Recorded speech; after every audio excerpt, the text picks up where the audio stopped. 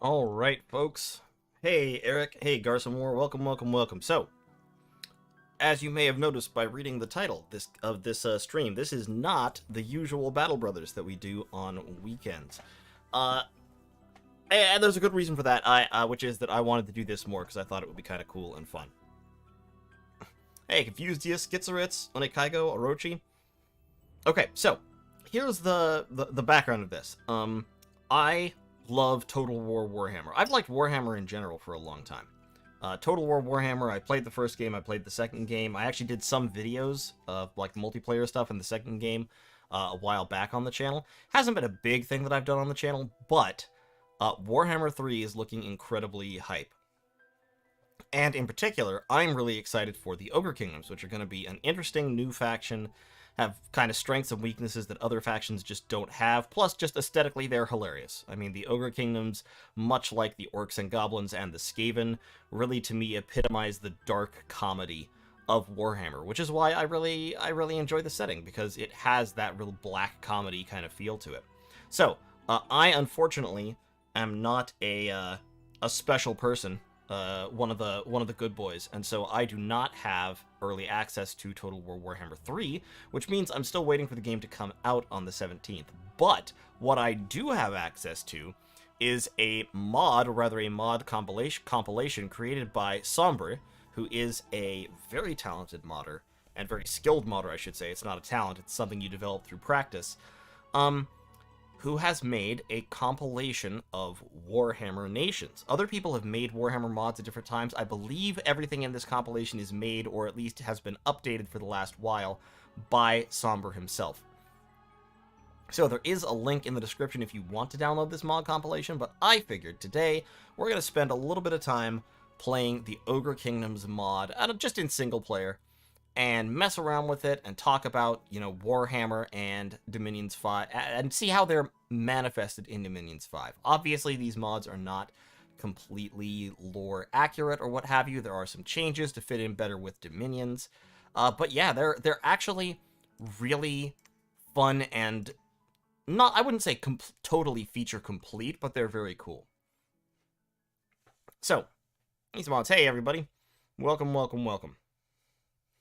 Things are seldom both cool and fun. It's true, there's lots of cool, boring things, and lots of fun things that are pretty lame out there. So, in this compilation, we've got Ulthuan, the High Elves, Nehekhara, the Tomb Kings, Vampires, the Vampire Counts, Bretonia, Tilia, so these are the southern realms, Skaven Blight, so the Skaven, Dwarves, the Goldtooth tribe, this is the Ogre Kingdoms. The Goldtooth tribe is the tribe of Greasus Goldtooth, who is the current ruler, over-tyrant of the ogres as a whole.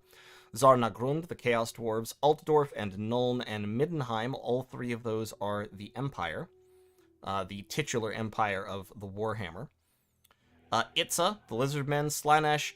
There's two Greenskins factions. There's a faction that contains Orcs, Black Orcs, and Night Goblins, and then a faction that contains Savage Orcs and Forest Goblins, and then there's Nagarond, the Dark Elves. So lots of very cool stuff. My Total War videos were how you found Turin. Wow, look, that's an upgrade, dude. Turin's a lot better at Warhammer than I am, frankly.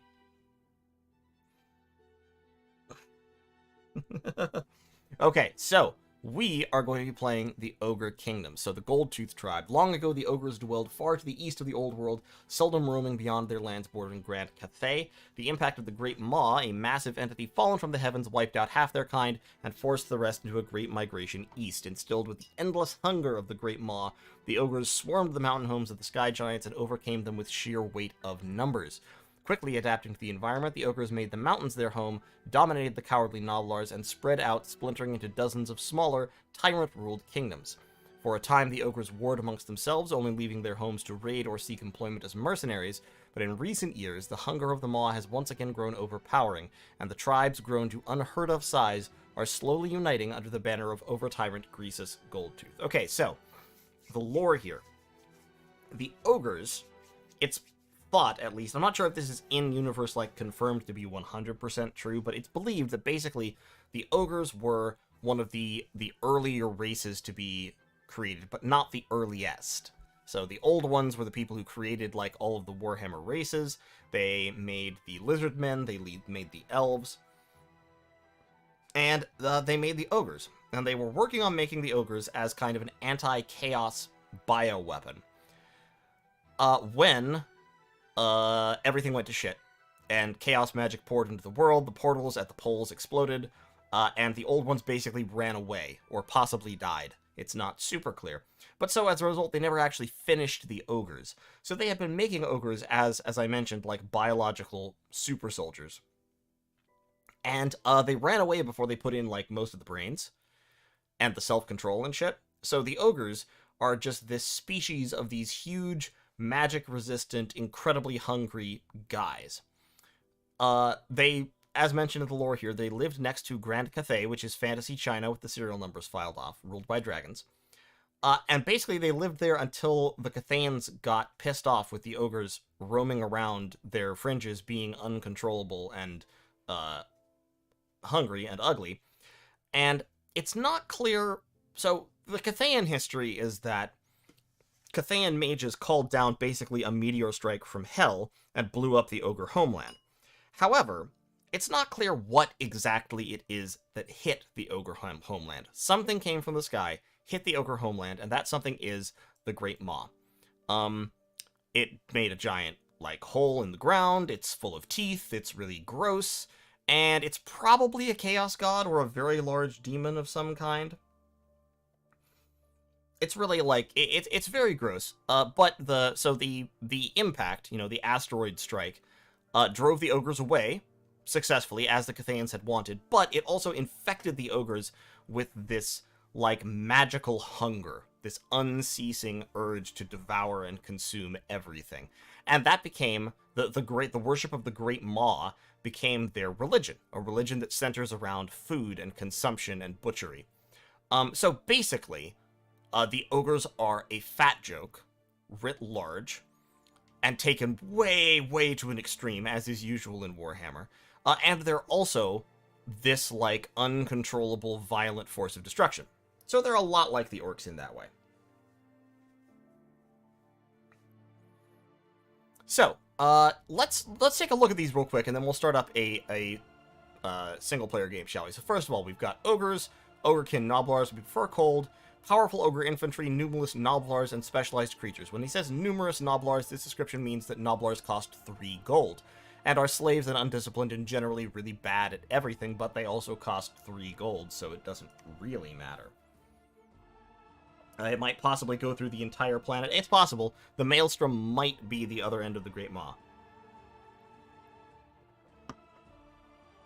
So we've got Noblars. We've got Ogres. Ogres are large. They are size 3 in Dominion's terminology. They cost a lot of gold, but they also have a very significant chaos recruitment. So this is an interesting mechanic that Somber has put into this mod in order to encourage you, practically force you, to take Turmoil 3. Basically, Ogre Bulls and Ogre units are recruitable in a lot of places, but unless that place has Turmoil 3, they're super overpriced. 40 gold is really expensive for a size 3 infantry with shitty defense skill and low prot. But 25 gold for this unit is not a bad price at all, because Ogre Bulls have a lot of hit points, a lot of strength, and 2 attacks. They have an Ogre Club attack, and then they have an Ogre Smash attack, which gets a charge bonus. So this is literally them just running into somebody and like, knocking them down. Ogres, as mentioned, are all really fat. It's, like, part of their physiology. They're these big, lumpen guys. They have a special digestive system with a ton of muscle and, like, power, so they can eat pretty much anything. And they wear these gut plates, so these big, round, just metal plates attached to their stomachs or strapped on or whatever. And so, stereotypically, the thing that ogres do is they run in and they literally just belly flop on people with their gut plates and crush them. So that's what the Ogre Smash represents. But yeah, so it's a size 3 infantry with 2 attacks. They have Pillager, they have Gluttony, so they eat a ton of supplies. And they are ambidextrous, and they have Mountain Wasteland, Snow Move, and Cold Resistance as well. So they're really very, very tough. Does Turmoil recruitment discount affect upkeep costs? That I'm not sure. I don't think so. I think their upkeep cost remains high. So I think Ogre Bulls are expensive over time, but they're a lot cheaper to... Actually, no, wait, it does. I'm pretty sure it does. So yeah, if you recruit in Turmoil 3, even their upkeep is cheaper. Magic, Blood, Fire, Minor Earth, and Nature. So this is related to the Maw. Like I was talking about, the Maw is probably a chaos entity or a demon of some kind. And Ogre Magic, Gut Magic, revolves around killing, eating, and butchering things. So in Dominion's terms, that's blood magic. So we have Ogre Butchers and Ogre Slaughtermasters. Those are both blood mages. Ogre Butchers are 155 gold for a blood 2, 20% of a random. And Slaughtermasters are 345 gold for a blood 3 with a guaranteed random. So, powerful blood mages, decent little interesting blood randoms. They also have a few other mages and leaders that we'll get into in a bit here. Minor Earth and Nature. They have some Earth magic. You've got Fire Bellies, which are Fire 2 mages. You also have Hunters, which normally are not spellcasters in Warhammer-like lore, but in Dominions, for Dominion's purposes, they're being represented as Earth and Nature mages. And you have Yeti Shamans, which I don't know a ton about Yeti lore. Yetis are kind of a specialized subspecies of the ogres. But in this mod, they're being represented as actually very effective giant mages with kind of a broad path spread. Water, earth, nature, potential death. So pretty powerful. I think it even changes when they move. You move them into order. It might well. That would be... I would believe that.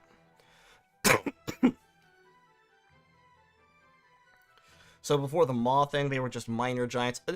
Physiologically, they were the same before the Maw, but after the Maw, the hunger became an overriding cultural force in ogres. Ogres literally feel the hunger of the Great Maw to some degree, and it builds over time.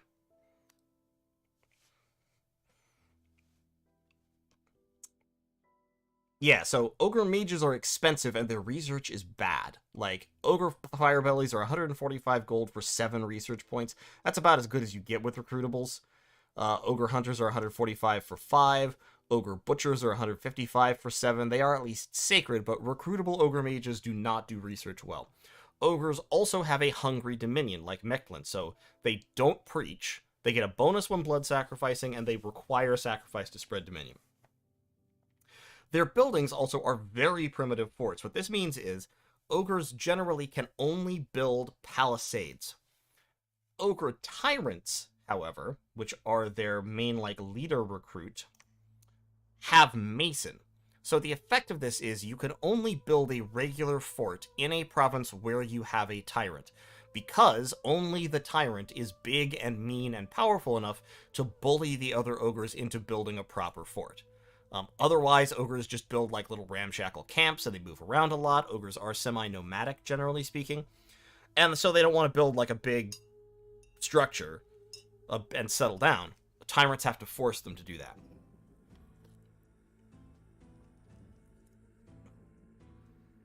Okay, so, now, the interesting thing is, of course, they do have very powerful national magic. Let's go through all the commanders real quick. We've got Noblar Scouts, which are scouts. We have Ogre Bruisers, which are basic, mid-level leaders. They're not too expensive, especially not in Turmoil. 55 gold in Turmoil 3. They are tax collectors and taskmasters, so you can use them to collect tax if you want, but other than that, they're not very special. You have Ogre Tyrants. Ogre Tyrants are good leaders. They're also very, very good at fighting. They have a ton of hit points. You can compare these guys to Phlegron Tyrants, right? This is very similar to a Phlegron Tyrant, but with more damage output and no magic. So it's a much shittier Phlegron Tyrant, basically. They've got high protection, good magic resistance and morale, very high strength and hit points. They've got 3 attacks, lots of survivals, a little bit of cold resistance, and then a lot of traits that don't matter very much. Ogre Tyrants do have a promotion mechanic where they get a big name once they gain enough experience, and that changes them into another form which is identical stat-wise, but does have a special effect based on what name they randomly get. So it's kind of cool. You have Fire Bellies. Fire Bellies are just Fire 2 mages. They are resistant to fire as well as cold. They're pretty good in melee, but mainly they're just... It's 100 gold for a Fire 2 wizard, which is not a terrible deal. Fire Bellies are perfectly valid as combat mages, I think. And as sight searchers, of course. You can probably thug them, especially with some blood items. You could thug these guys. They could Phoenix Pyre or something. They could just summon fire elementals. That would be a lot more efficient. So they're kind of cool. Hunters. As mentioned, hunters do not have very powerful magic. They are, however, stealthy, and they can be nature too, which could be a cool little combination. They're not quite as tough as some of the other ogre leaders, but they do have a hunter harpoon, which does some extra damage and has net effect on large beings. Now, ironically, of course, nets don't really work on large beings, so I'm not sure what this is really supposed to accomplish. I guess if it's a size 4, you might be able to net them. But if it's size 5 or 6, then the net just doesn't work. So I don't think this is quite functioning in the way it's supposed to, but it does at least do extra damage to big creatures, so that's kind of neat. Ogre hunters are also beast masters, so you could potentially lead small numbers of, like, stealthy animals with them. I don't know. I'm not sure how good ogre hunters are. I haven't actually played this mod before. I'm just looking at it now. This is, like, the main mage of the ogres. The ogre butcher. Basically better flagrant rock throwers. Yeah, kind of.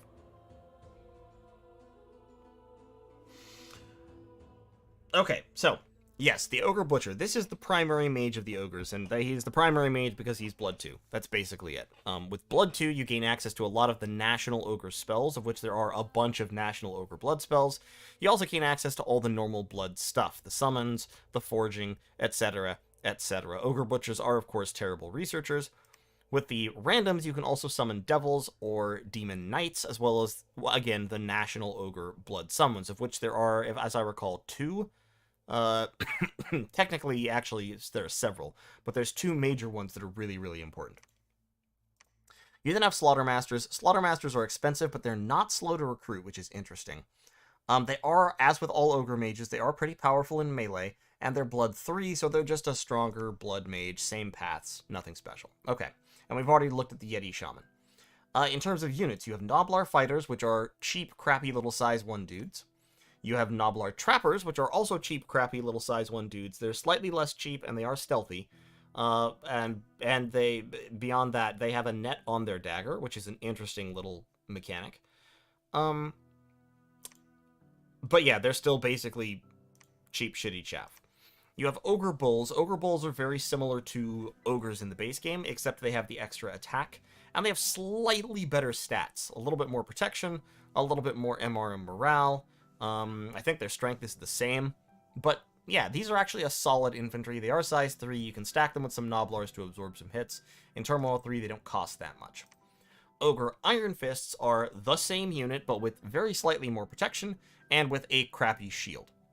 So in terms of cost, the only difference is 10 resources, so you basically might as well build Iron Fists much of the time, I think.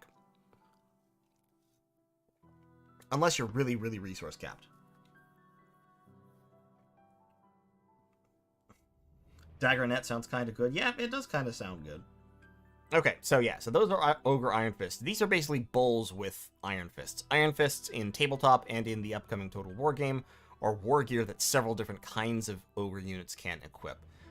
They do have an Ogre Choppa versus a club, so different damage type doesn't make a huge difference. Then you have the Ogre Iron Guts. Iron Guts are slightly more expensive and much more resource intensive. The main thing about them is they have much higher protection, and they hit quite a bit harder. 29 damage versus 22. So that's actually pretty effective. And also, they have a 2-handed weapon, and then also they still have the Ogre Smash charge attack, which is pretty great. I'm not sure how big a damage bonus the Ogre Smash is going to get on the charge. Ogres have combat speed 14... 15, yeah, so Ogres are pretty fast. So I imagine that's going to be up to like 20 damage or something with the Ogre Smash, which is pretty good. Following that, you have the Ogre Death Belcher. This is a unit that's been a little bit kind of refluffed. This is a Lead Belcher is what this is. It's an Ogre with a handheld cannon. However, it's been a little bit refluffed to kind of fit with the minions, which doesn't really have gunpowder and such. That said, this is basically the same as what Lead Belchers actually are. They're ogres who have bought handheld cannons from the Chaos Dwarves, and gunpowder and stuff, and just fire random scrap. So in-game, this is represented with, they have a couple of melee attacks, as usual. They also have decent protection. They are more expensive, and they have limited recruitment, so 3 per turn in a fort. The Death Belcher is actually 6 attacks, so it is 6 crossbows is what it is, except it fires every turn. It only has ammunition 3, and it only has range 10. So what these guys are going to do is, they're going to run up close to the enemy, they're going to spend 2 or maybe 3 if they have a front line in front of them rounds, pumping out the equivalent of 18 crossbow shots in those 3 rounds. And then they're going to charge into melee with their melee stats, which are, again, not terrible. Actually, the crude taper is a lot better than it looks because it has an armor-piercing fire attack. What? Wow. That's actually impressive. Okay, I didn't realize that. So yeah, their melee performance is going to be a little bit better than you would think.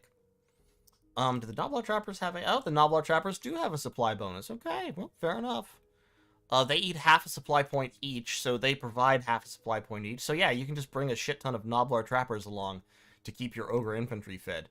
Because your Ogre Infantry is eating, like, what is this? 6 units of supply per turn? 4 units of supply per turn? Something? They're eating a lot, is the point. Okay, so there you got the Death Belchers. Then you have the Gorgers. Gorgers are interesting because they're expensive to buy, but they don't cost upkeep. They eat even more than regular ogres because they're bigger. Their protection is terrible, and they're undisciplined. However, they have 2 attacks that do a ton of damage, and they berserk. So once they berserk, they can't be repelled, which means they're actually going to do even more damage than you would think. So I'm not sure what to think of Gorgers. They might be really good, especially if you can get some buffs on them. They might just die instantaneously in a lot of situations, though. So, interesting. Interesting little unit there. But basically, if you have money, you might as well recruit them, because they don't have upkeep. So you can just stack up Gorgers and then unleash them in a tidal wave of violence when you go into battle. Excuse me. Alright, then you have Ogre Man-Eaters. Ogre Man-Eaters are actually 4 units. I'll show you the other 3 units in a little bit here. When you recruit them, you can rec limit to 2 per turn, discounted to 60 gold. They have the same base stat line, slightly modified, but there's 4 variants. They all have very different equipment. This is the Western Man-Eater, so the Man-Eater from the Empire, basically, who has 2 broadsword attacks, and kind of middling protection. And then if you look down here, these sites don't actually exist. This is how Somber shows all of his, like, additional stuff that doesn't normally show up in a preview screen.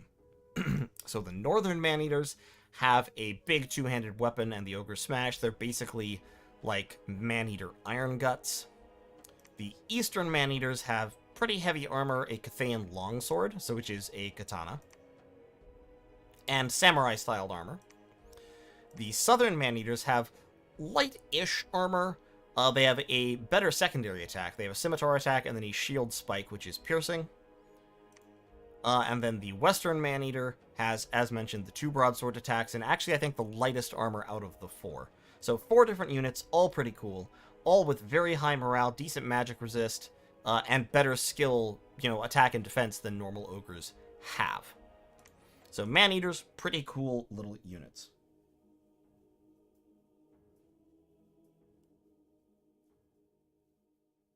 Are Nippon Ninja Man-Eaters in here? No, unfortunately not. You got Mournfang Cavalry. Mournfang Cavalry cost the actual fucking earth. I guess they discounted to 80 gold in Turmoil 3, which isn't the worst, but it's pretty bad. However, Mournfang Cavalry are absolute linebackers. These are the best comparison I can think to Ogre Mournfang Cavalry in the base game is War Trolls, the ones that ride on mooses. They're a little bit stronger than Mournfang Cavalry, I think. But so Mournfang Cavalry, they have 2 forms. When they die, the Mournfang continues to fight. In the first form here, they've got 3 attacks. They got 17 prot with 32 hit points. I think if you buff these guys a little bit, they're going to be absolute terrors. Just horrendous to fight against. The damage output is really, really high. And the toughness, with a little bit of buffing, these guys will be incredibly tough. If the rider dies, then you get a Mournfang for the rest of the battle. Mournfangs have affliction resistance, they have 2 attacks, don't have good prop, but they do have good HP, and they're generally sort of frightening. They're also technically stealthy. I think, however, they disappear after the battle, so, you know, don't get used to them. This, then, moose riding trolls. Yeah, there are moose riding trolls in Dominions. You can't recruit them normally, you have to summon them. I think there's one random unique site that lets you recruit them. They cost like 150 gold, they're incredibly powerful. This is, I think, a unit that Sombra just made up to give the Ogre Kingdoms a recruitable sacred. The Ogre Pit Fighter. The Ogre Pit Fighters are incredibly expensive. They cost 90 gold even in Turmoil 3. They also cost 40 resources. However, be that as it may, they're dual attack, 20 prot, 34 HP sacreds with Berserker +3. So basically what I'm saying is, these guys pretty much single-handedly make the Ogre Kingdoms into a horrifying, bless faction. Like, you can, if you bless these guys, they are nightmarish.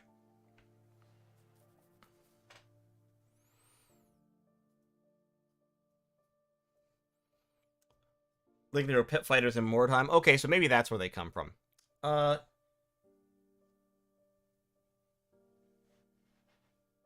Hold on. Yeah, horrifying. Yeah, I mean, the regular troops are similar, but the regular troops can't be blessed, and these guys can.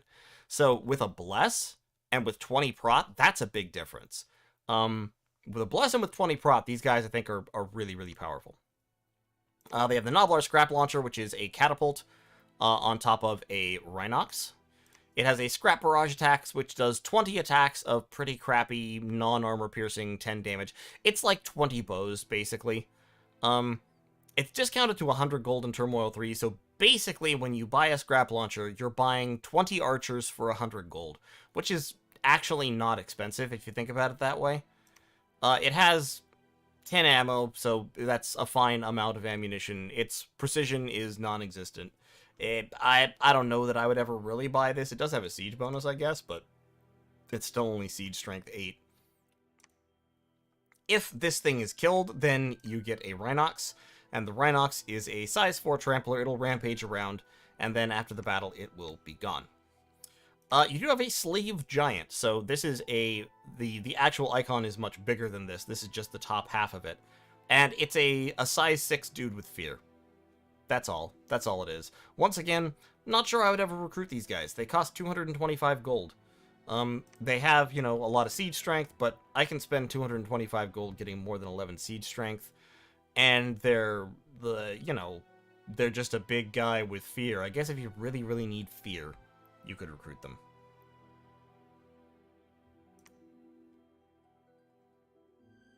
Oh god, and they're size 3? Yeah, exactly. They're size 3. And then you have Yetis. Yetis are 60 gold. They are a size 4. They have chill and cold power, as well as ice protection. The ice protection, not super value, but the cold power is super value. Because that means that if you're taking cold 3, which I think you should, in your own dominion, they'll be, like, even more powerful. And they have magic weapons that do a lot of damage, so Yetis, I think, could be pretty good if you have a cold 2 mountain to recruit them in. Slave Giants have multiple AoE attacks. Oh. Okay, I didn't realize that.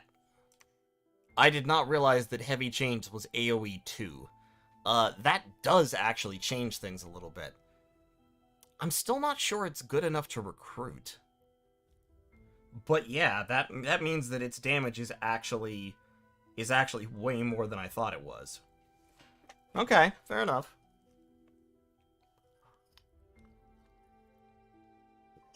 Fair enough. I'll give it that. I'm still not sure it's worth 300 gold. Okay, so those are the ogres. You start off with 4 blood slaves per turn. You have 1 fire, 1 nature, and 1 earth gem per turn. And then all these sites are just showing you other parts of the nation. So this shows you all the various things that you can get, including summons. I haven't really talked about the summons yet. We're going to get there. So there's some stuff on that list you haven't seen. These are all the various big names that Ogre Tyrants can get. When they get up to 25 experience, they shift into one of these guys. These all have various different stat buffs. So the Death Cheaters have Affliction Resistance and a 1 in 3 chance to resurrect, which is hilarious because it happens in combat. Mountain Eaters have Prot, HP, and Affliction Resistance. Kin Eaters are inspirational. Brawler Guts have HP, Strength, and an extra Ogre Smash attack. Beast Killers have a Saber Tusk retinue, so 2 Saber Tusks. Snow Move, Animal Awe, and Beastmaster. Giant Breakers have Strength, Taskmaster, MR, and Morale. Wall Crushers have just +4 Strength and a Siege bonus, which is kind of lame, to be totally honest. Longstriders have extra Survivals, Snow Move, and extra Map Move, which is actually kind of fun. And Maw Seekers are Sacred and have +3 Berserk, which is probably the single most horrifyingly powerful addition they could have. Oh, Lord. So yeah, these are of wildly varying usefulness, but they're all kind of cool. And then you have various heroes. So you get Yeti Shamans as a multi-hero sometimes. And then they have 4 specific named heroes. These are all, of course, characters from the Ogre Kingdoms in tabletop. You have Brag the Gutsman. Brag he has 0 leadership because no ogre will follow him because they're horrified by him. And basically what he does is melee. He's pretty good at melee. He has a lot of HP. He has the Great Gut Gouger weapon, which is armor piercing with 2 attacks and causes area fear. So, could potentially be useful. You have Bra the Slave Lord. He free spawns slaves every month, including soulless slaves, of all things, just straight up slave zombies. He has a weapon that resurrects the enemy as soulless, and he has a weapon that casts Enslave Mind on everyone he hits. And then he has the Ogre Smash. He's also a Death 2 wizard, so that's kind of cool. You have the first Prophet of the Wastes, Groth Onefinger. This is the ogre who was closest to the Great Maw when it landed, and was basically, like, physically destroyed by the nuclear explosion. And he went down there, and he saw the Great Maw and brought the news back to the other ogres. He spreads dominion just by himself. He has fear, he's resistant to elements, and he is Fire 2, Death 1, Blood 3, plus Holy 3. Did I just say Ball Crushers? No. I'm quite sure that I didn't.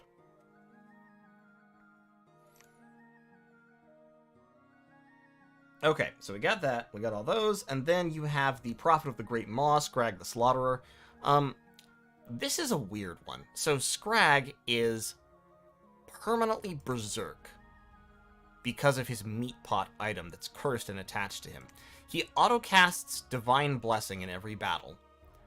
He's permanently berserk, so he can never cast spells in battle, but he is a very powerful blood mage, so he can do stuff outside of battle. He has 10% regeneration, fear, recuperation, spreads dominion. He does not research.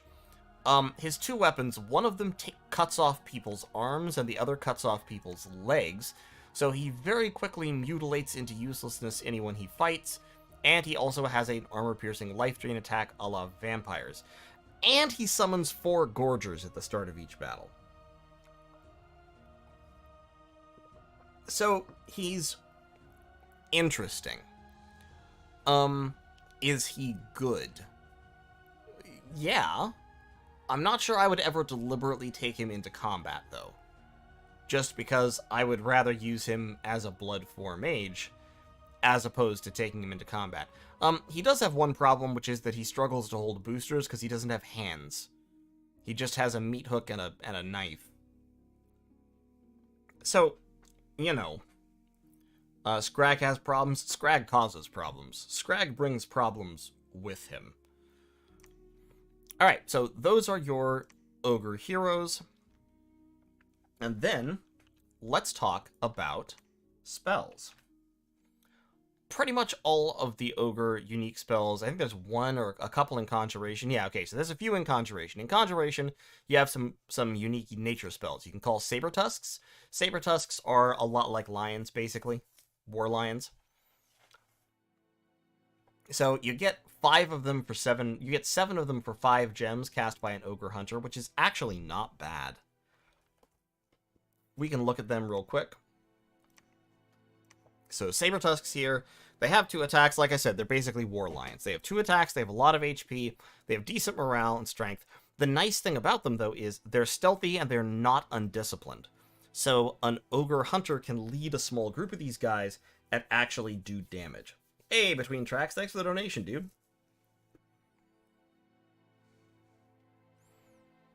Virgin Hand Haver versus Chad Knife Hands Enjoyer. Oh god. Okay, so you've got those. Those are not bad. Like, Saber Tusks, the value on the Saber Tusk spell is, I think, fine. You can call 2 Yetis for 5 nature gems. They do cost gold upkeep, so I don't know that you would ever really cast this spell. Then you have this spell. So at level 2 Conjuration for 16 nature, you can contact a Yeti Shaman. And if you'll recall, a Yeti Shaman is a 4-path giant thug chassis with cold power and ice protection and magic weapons. I personally think this spell is probably grossly underpriced. I think this spell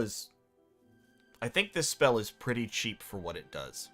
Normally in like the regular game, in vanilla, a spell that summons a mage that powerful would be like level 5 and cost, I don't know, 30 gems, something like that. So that's definitely a discount on this stuff. These weapons, they curse people too. That's hilarious. So yeah, Yeti Shamans are pretty powerful for a summon that cheap and that early on. It's interesting. It's an interesting choice. But Sombra has actually made that more expensive in the last version. In the previous version, I think it was 13 gems. Okay, but so those are the... you can also call Mournfangs, so I guess you can summon 5 just regular Mournfangs for 7 nature gems, which is kind of hilarious, because Mournfangs are a lot stronger than Sabertooths. Alright, so that's pretty much all of their non-blood national spells. I don't think they have any other non-blood national spells. Let me scroll through real quick to make sure I'm not telling you terrible, terrible lies.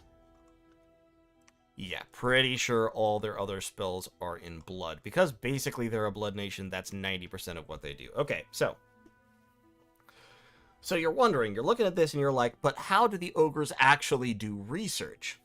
And the answer is, the ogres do research by binding henchfiends. So, henchfiends, I don't know if those come from Warhammer lore somewhere. I assume they do. I don't think it's something that Sombra just made up out of whole cloth. I've never heard of them before. So, somebody tell me in chat if you know, where do henchfiends come from? Because henchfiends, so this is level 0. It requires basically a Slaughtermaster. Blood 3, Fire 1. 16 blood slaves, and it gets you this. So when you summon a henchfiend, you get a level 2 Fire Death Mage, who is pretty wimpy in combat, but does actually have a glaive of all things. It doesn't really look like a glaive to me, but fair enough. It's a little lizard demon dude with wings, and the valuable thing about him is that he has 9 research. So you use these guys to do all your research, basically, because they research faster than any of the ogre mages. This game looks fascinating, but takes some time to learn. Dude, I have 1,500 hours into Minions 5, and I still don't know half of what's going on sometimes. Pretty sure henchfiends are a Sombra original. Oh, okay, well, fair enough. If they're a Sombra original, they're a Sombra original. That's cool. Anyway, you use them to do your research, because getting 16 blood slaves is really easy as the ogres. You have all these blood 2 and blood 3 mages. You just, like, set some butchers to blood hunting from the very start of the game, and you start summoning henchfiends year 0 or maybe year 1 if you've been focused on expansion. So that is where your research comes from. And of course, you're a blood nation. Almost all of your research is in the blood school. Level 1, you don't get anything special. At level 2, you get Bullgorger. Bullgorger gives Strength of Giants effect. Range 10, area of effect 10. Fatigue cost only 50. It does not cost Blood Slaves. So this lets your butchers buff your ogres. You can bind Gorgers, so you can get 2 Gorgers for 12 Blood Slaves. You can get 6 Gorgers for 28 Blood Slaves if you have a cave. And then you have Brain Gobbler. Brain Gobbler is Panic, except it has a better precision and it requires blood instead of death. So these are just spells that make your butchers effective in combat. Actually, Brain Gobbler has to be cast by a Slaughtermaster, but Bullgorger can be cast by butchers. Now, these are spells drawn directly from the lore of the Maw in Warhammer Fantasy. At the next level, you have, you have some interesting stuff at level 3. Blood Gruel gives you +5 to all elemental resistances except poison in area of effect 5. So this is a really, really useful buff, once again, that butchers can cast. They need to be level 3 blood, so you need to give them a booster, but that's not a hardship. Anoint Maw Tribe summons Maw Tribe Ogres, and this is another of the reasons why Ogres are actually a sacred faction. Or a Bless faction. You get 8 of them for 28 Blood Slaves, so it's like 4 Blood Slaves, a little bit less than 4 Blood Slaves per. And a Maw Tribe Ogre is an Ogre Bull, but Sacred and Berserk. So Berserker +2, Sacred, otherwise stats are, I think, identical to a regular Ogre Bull. But that summon is so cheap for the number of guys that you get. I mean, it's the equivalent of 1 gem each to summon Sacreds. Size 3 Sacreds with 2 attacks. If you put a heavy bless on these guys, and they will absolutely go to town. They will just crush your way through everything. If you have enough of them, and you have enough of them, because again, you're using 28 slaves to get 8 of them. So, like, by the early mid-game, you can be summoning these guys twice per turn. After that, you have this really weird spell, Become as Mawflesh. So, this Mawflesh is cast by a Slaughtermaster, so it's cast by an expensive, high-level Blood Mage. And it turns him into not that. Was Maw Tribe lore or mod specific? I'm really not sure. I've never heard of the Maw Tribes and the Maw Guts before, but once again, I'm not like super deep into Ogre lore, so they might be something that was already there. I don't know. Anyway, so Become as Mawflesh, like I said, it takes a Slaughtermaster, and it turns a Slaughtermaster into a Maw Gut, which is this thing, which is just a really high HP regenerating swallow attacker with no hands. They have Reinvigoration 4, so they're fatigue neutral. They have Prop 14, 85 hit points, Regeneration, and Fear. So they're mindless, so they can't be targeted by like Mind Burn and stuff. So they actually are really powerful in combat, but they cost you a Slaughtermaster, and Slaughtermasters are not cheap. I'm really unconvinced that this is worthwhile. Like, I'm not sure this is a good idea. If you have some really specific need for a size 4 guy who can swallow things, okay. But I'm really not convinced. Anyway, so it lets you turn an expensive mage into a cruise missile, basically. After that, there are several more national spells. They tap out at Blood 5, so you want to get at least Blood 5 pretty quickly with the Ogres. You have Troll Guts, which gives Regeneration in an area of effect 4, which is really powerful. This is an incredibly powerful buff for ogres. Toothcracker, which gives marble warriors, so stone skin, in area of effect 5. Once again, very powerful for ogres. And then at level 5, you have Contact Maw Fiend, so 40 blood slaves, once again, not expensive. And that summons, like, a real powerful demon mage. That summons these guys. So, Fire 1, Death 1, Blood 2, 2 randoms out of Fire and Death, so potentially at Fire 3 or Death 3. They cause fear. They are Berserker plus 3. They have 3 melee attacks, but why would you ever send them into melee? Their stats are really good. Like, you can absolutely thug Maw Fiends. In fact, Maw Fiends might be the most thuggable things in the faction, which is a little bit of an accomplishment, I would say, for a faction of giants with blood magic, including a lot of national self-buffing spells. So you can definitely thug with Maw Fiends, but mainly Maw Fiends are valuable because they give you higher level death magic, I think. You don't get Death 4, so you don't get enough to really break Death open, but Death 3 is still very valuable.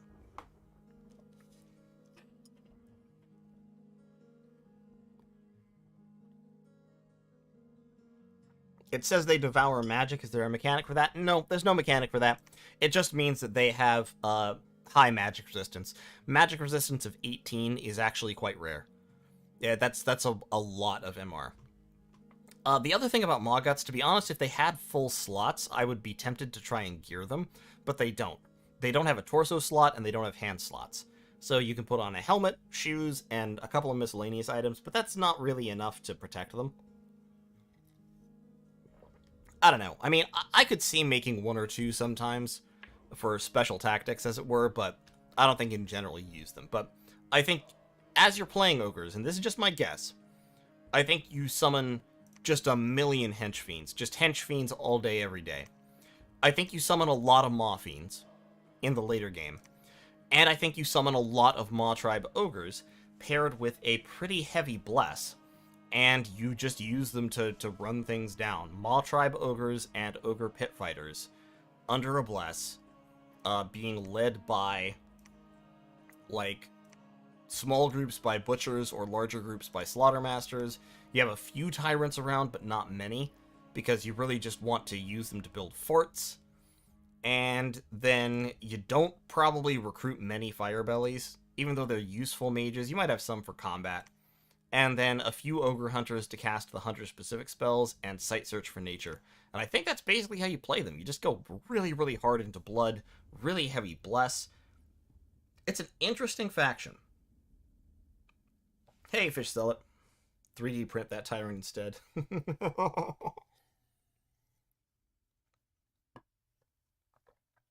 Yes, for reference, this is all a mod. Like, I can show you some of the base nations, but these are all specifically from a mod. Sombra did not mod in any ogre-specific Pretender chassis, but he did select a bunch of Pretender chassis. I kind of wish there was, like, a Great Maw immobile PG chassis. That would be really cool. But we don't have such a thing yet. So anyway, let's just, let's hop into a single-player game and see how we do with the big lads, shall we? I'm just going to create a random map, normal amount of water, both wraparounds. We're going to call this game Chomping on Meats. We're in the Middle Ages, and we will play as the Gold-Tooth Tribe, and we'll add, like, 6 more. We'll put them on, I don't know, let's put them on difficult or mighty or something, just for funsies. And we'll give them various other Warhammer races. Let's have Zarnagrund in the game. Let's have the Empire in the game. Let's have some Greenskins in the game. Let's have... I've actually never done anything with Tilia. Let's have Tilia. Why not?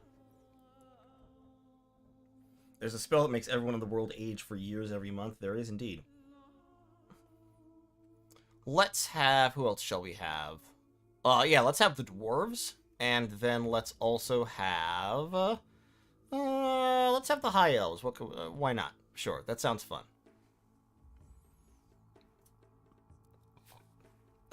You need to finish working on Mirror Point so I can cover your mods again? Yeah, you do, dude. I mean, I don't know what to tell you. Alright, so here... Excuse me. God, the cough is killing me. So here we go. We're playing as the ogres. We prefer cold 2, so I'm just going to go ahead and make it cold 3, just because I know we're going to want to get there anyway. It's not that much of a penalty. I'm thinking, in terms of what we want to do with the ogres, I think having high blood on a PG chassis is probably a good idea, because then we can have something that can summon, like, demon lords and what have you, or the high, heliophagi, etc. So, honestly, the Scrati is probably not a terrible plan. However, you also want, as mentioned, a powerful bless for your sacreds, because both your recruitable and your summonable sacreds are actually kind of horrifying if they get appropriately blessed. The obvious one is probably regeneration plus, like, blood surge. I think that alone would give you a pretty damn hefty sacred core. You could go heavier. I mean, you could go full Hellbless with this. Growth and magic scales? Yeah, well, you definitely want growth. So I'm kind of leaning Great Black Bull. Or... Worm wouldn't be very good, bless-wise. If we went Great Black Bull, and we did regen, and let's see what that would cost me. So if we go regen and blood surge, and we're awake, we want to take Turmoil 3. Don't need a ton of Dominion, to be totally honest, because we're going to be spreading it through sacrifice anyway.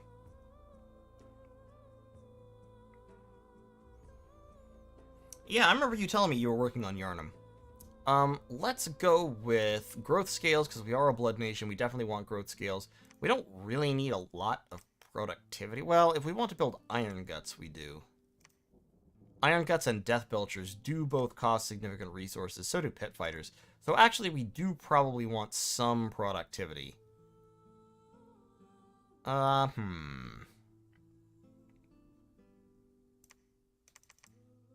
if we just... Well, that doesn't save us all that many points.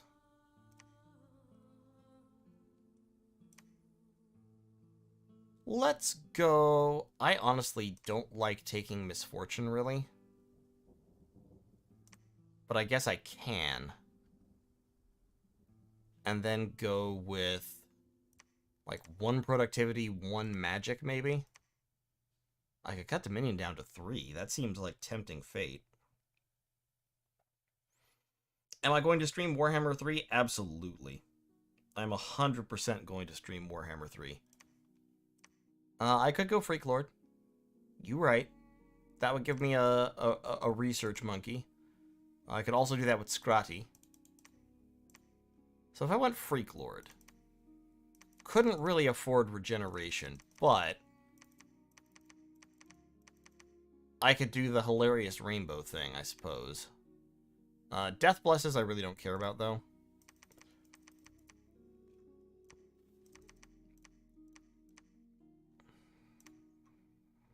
What could I do with Astral? Magic weapons. Maw Tribe with magic weapons, that actually would be useful. And then we could do... Ogres have 25% dark vision, which isn't much. It's technically better than nothing, but it doesn't really make a difference in most situations. Worry the ogres might eat our pretender if it's a bull.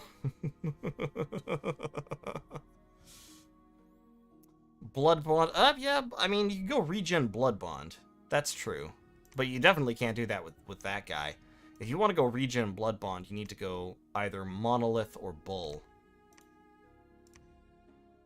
Or, not Monolith. What am I saying? You need to go... I mean, really, you need to go Statue of the Bloody Mother if you want to do that. Because then that lets you do this. And then you can go regen Blood Bond.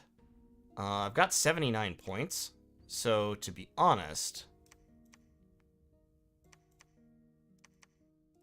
Ooh, that's such an awkward number of points to have left. Oh, that sucks. I hate that. I hate that. Jesus Christ. I'm 1 point short of doing something. Oh, that just absolutely grinds my gears. Okay, you can go Blood 6, I guess.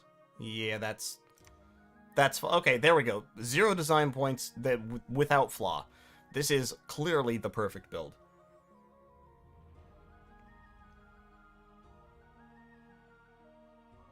Am I one of the cool kids? No, I already told you at the start of the stream, I'm not one of the cool kids. That's why I don't have early access to Total War Warhammer 3. I said that. Come on now.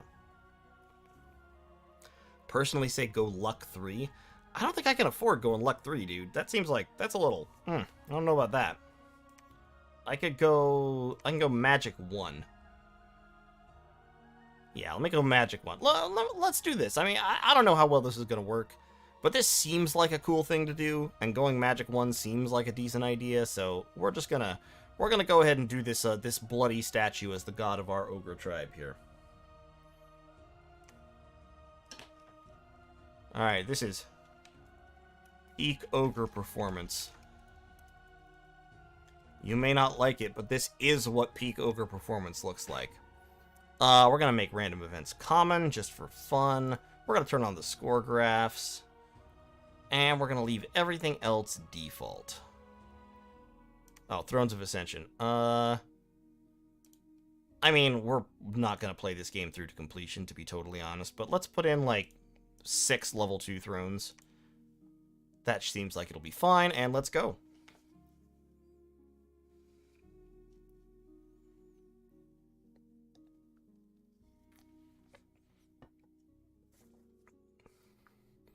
Could go dormant or imprisoned. We could have, but yeah, I want to try out pit fighters with that bless. Hey, Grail, how's it going? 2 research points for 110 gold.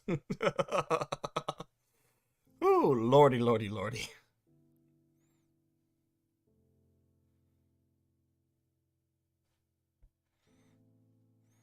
Allow renaming. Oh, shoot, did I not allow renaming? Ah, fuck.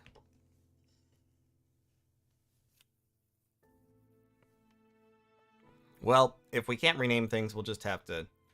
Alright, in the beginning there was chaos. Oh god, not on my watch. Alright, here we are. Peak Ogre Performance. Peak Ogre Performance has got 32 research points. That's some research. So yeah, we want to get down to Blood 3 as quick as we can. That will give us... We already have Hench Fiends, but Blood 3 will give us Maw Tribes. And along the way, it will also give us Bullgorger and Blood Gruul. Both of which are really cool, important buffs. So we start with an Ogre Bruiser with his nice little Ogre Great Club. We also start with a Noblar Scout. I didn't allow renaming. Oh, I'm so dumb. Can I change it? I can't change it now that I'm in the game. You know what? It'll be fine. We'll just get to see the lovely default Ogre names. Okay, so we start off with, we have 75 resources. We can afford to recruit a whole 1 Ogre Pit Fighter. And then we can get some Ogre Bulls going. And in terms of Mage or Commander recruitment, I actually want to start recruiting Ogre Butchers immediately. So I'm gonna go ahead and do that. And then I'll put in 4 Noblars. 4 shitty old Noblars. Okay, so we've got some Ogre Iron Fists. And yes, it looks like Turmoil does decrease upkeep cost, which is good. Ripper, you are going to become our prophet for the moment. Invo is sneaking. Peak Ogre Performance is researching. Oh my god, we got a Yeti Shaman turn 1. That's hilarious. Alright, Ulthuan has prophetized the Noble. Tilia has prophetized a Captain. The Dwarfs have prophetized their starting Thane. Zarnagrund has prophetized a Castellan. And Altdorf has prophetized a State Captain. So pretty much everybody, it looks like, prophetized their starting commander. We got Misfortune +3 this turn, which is hilarious. And we also got Ice Walker, the Yeti Shaman. He is 1 in every path. We're just going to set him to research for the moment. We got Roaring Zut, the Ogre Butcher.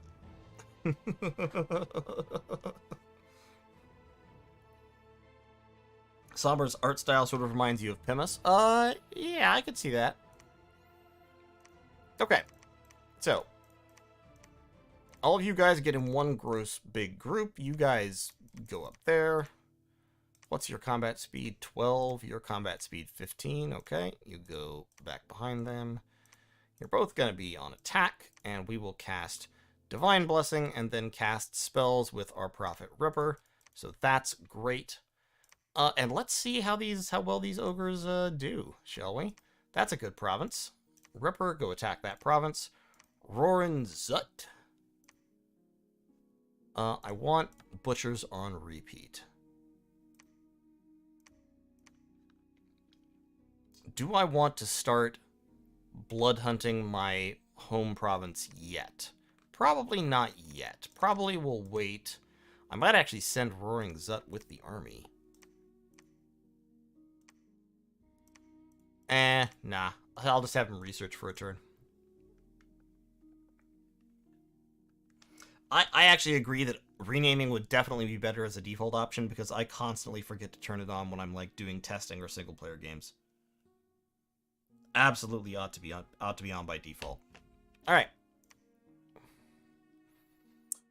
An orc boss has become the prophet of Rimgrimnir, Prince of Forgiving. What a name for a god of orcs. And we've hit blood magic level 1. All right, let's see the battle in Kark. So we've got our poor shitty Noblars out front. We've got a big old pile of ogres coming behind, led by our ogre pit fighter. On the other side, we've got some heavy infantry, some militia, a few archers, 3 commanders. Let's see how this goes.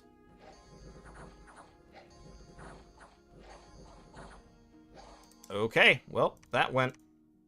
that actually didn't go quite as well as I was anticipating. They did quite a bit of damage. They didn't kill anybody, but it was kind of close. The Ogre Pitfighter did get 4 kills by his lonesome, so he's definitely working out. Okay, fair enough. No casualties. I'll take it. Ogre Bruiser killed somebody with a spell. Alright, Sestrar, good night. Hotkeys in the menu so you can save default conditions. Alright, yeah, I mean, no, it's totally my fault. I just forgot to do it. We can hit that province next. Let's put a point of province defense in there. That is a throne. Interestingly, I'm actually going to attack and retreat so I can see what kind of, like, leadership they have.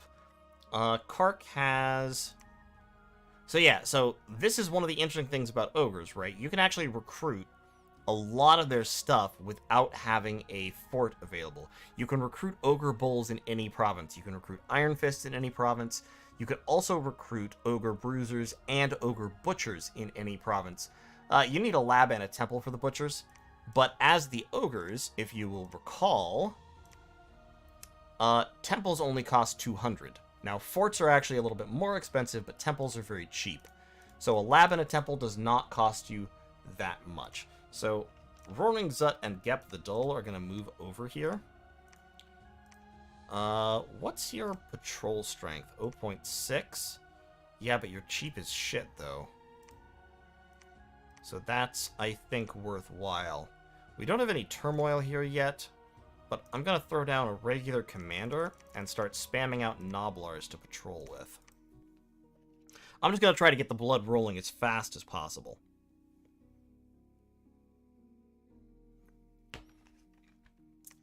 Ripper here will go into Green Coast. And in terms of recruitment, I think we actually... Oh my god, we're one resource short of 2 pit fighters. Alright. Okay. Let's pause from the butchers for a second and recruit a hunter. We'll get 2 pit fighters and 1 Noblar. Yeah, because honestly, I think a couple of pit fighters can do the fighting. I need butchers to lead them, though. Fuck.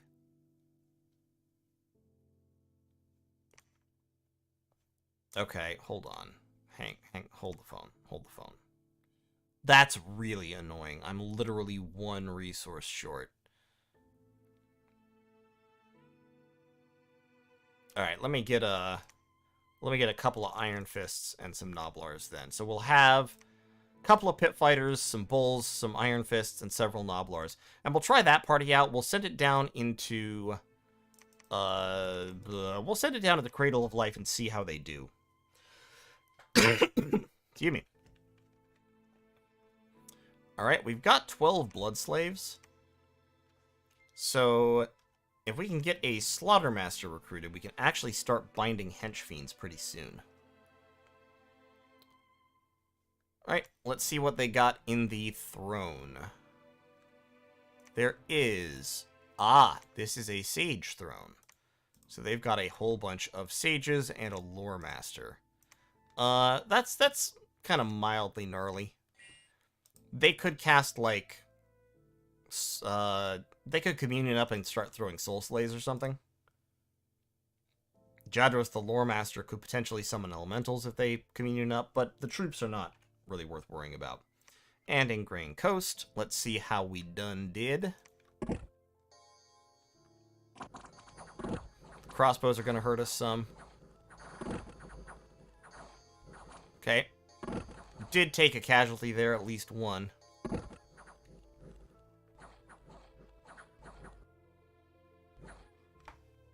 Alright, let's see what we lost. That was actually pretty bad. 4 bulls and an iron fist. Yeah, the low prot is the problem. Ogre bulls, they don't really have the attack accuracy to get a ton of kills on the charge. They do get kills on the charge, but they don't wipe out everybody on the charge. And the crossbows did quite a bit of damage. Okay, so fair enough. Retreat details? Oh, our 2 surviving Noblars ran away. And we got a couple of nature gems. Hooray. Okay. So, Mr. Butcher here, we need... they're undisciplined. I can't put the Noblars in the same group. Okay, so no Noblars. You guys hold an attack. You cast Blessing, and then... I could have you summon Imps.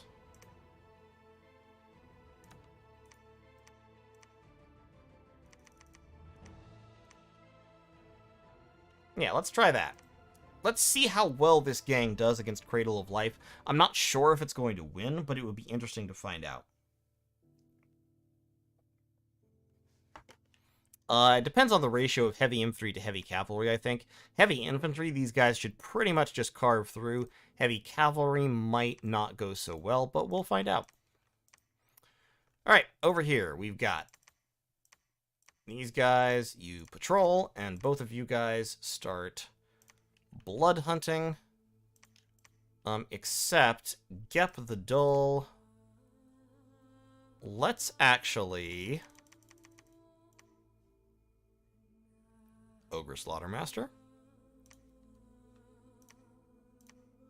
Yeah, I guess he's only 200 and some odd. So Ogre Slaughtermaster, and then we'll go ahead and get a Pit Fighter. And once again, a couple of Iron Fists. Oh, I know here. Okay, hold on. I want to build a lab.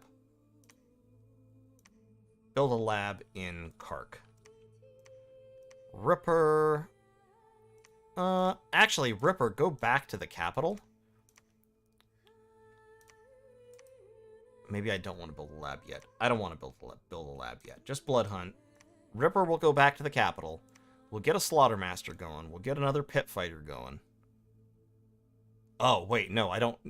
If I build a Butcher, I can't actually do 2 Pit Fighters. So, okay, we'll get a couple more Pit Fighters there. Ripper will pick them up, and then he'll go to attack some other province. Alright, sounds good.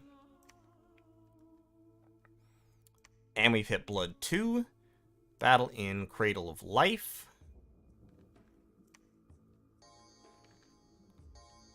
Okay, so we've got the Blessing up. So our Pit Fighters are regenerating, and they are blood bonded.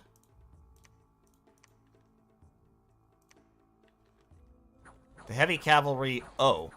Well, that's unfortunate. The Heavy Cavalry went directly around me and assassinated my leader. Rude. What rude people they are. Oh my god, these Pit Fighters. Everyone else is dead. The Pit Fighters are just killing everything.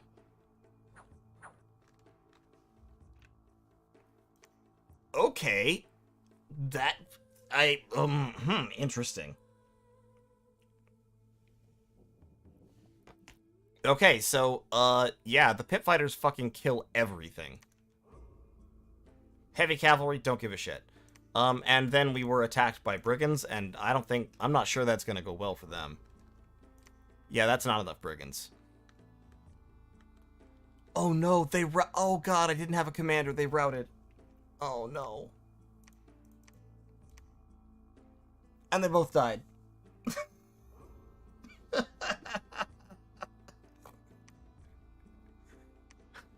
Okay, so... Well...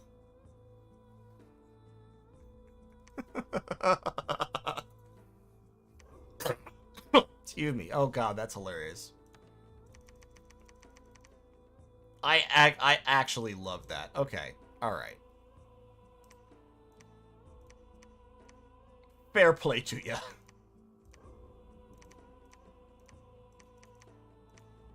Put some Nabos out front. Ripper, go take that province back. Local other Ogre brothers refuse to rout, form new province government, then immediately rout. I love it. You've got to love it. Okay, let's go ahead and get that Slaughtermaster we were talking about, and we'll keep recruiting a pit fighter, because pit fighters are, so far, pit fighters are really good. I would also like to get a Death Belcher. I feel like Death Belchers will be good.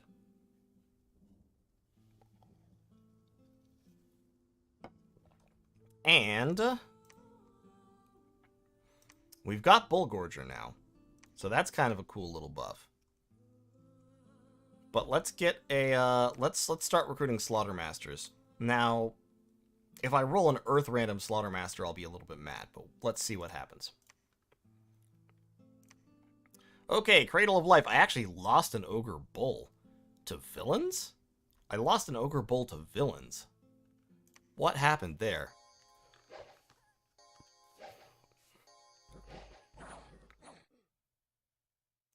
Where did an Ogre Bull... He was hit in the head for 3 points of damage and died? He was... I'm confused.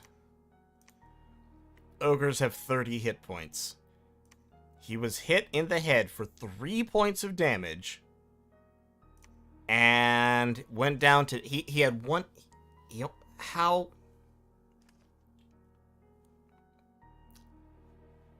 Something about this math is not adding up to me. So 30 minus 3 seems to equal -2. I don't think he bled out. I don't think there was time for him to bleed out. Hold on. Oh, he was diseased. Yeah, okay. He went into the battle with 1 hit point because he was diseased. Okay, that makes sense. They headshot the weak one. All right, fair enough. Okay, fair play. Fair play. I'll take it. And Ripper now has heroic valor. Nice. So he is now inspirational and has more leadership. I like it. Good stuff, Ripper.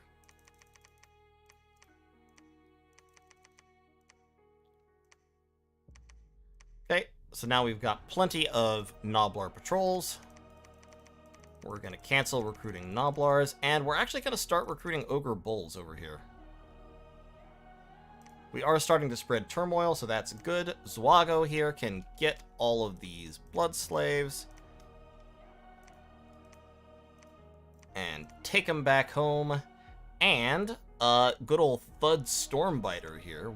I love these ogre names. Can bind a henchfiend for research.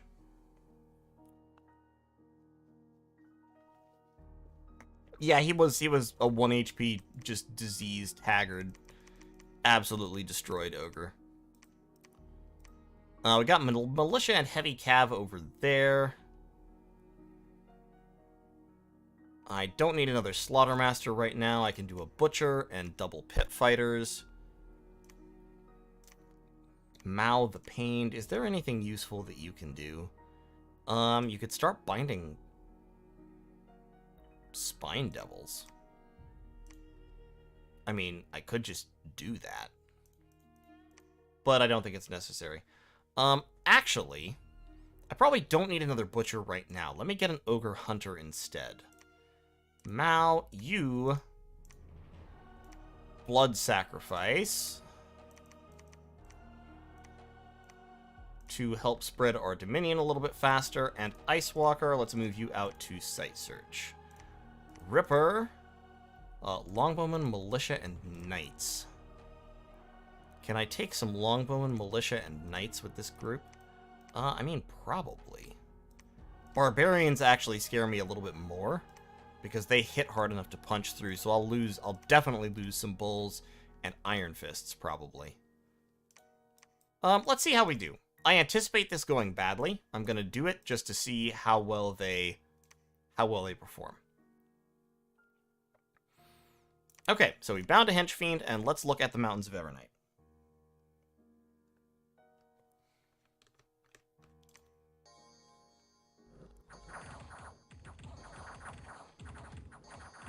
Okay, yeah, so pretty bad. Not great overall. They did win because pit fighters are, like, fucking invincible. Yeah, so we won that on the strength of pit fighters being horrifyingly hard to kill with a regen bless. Honestly, it's the protection. It really is. Like, the difference between 11 protection and 20 protection is huge.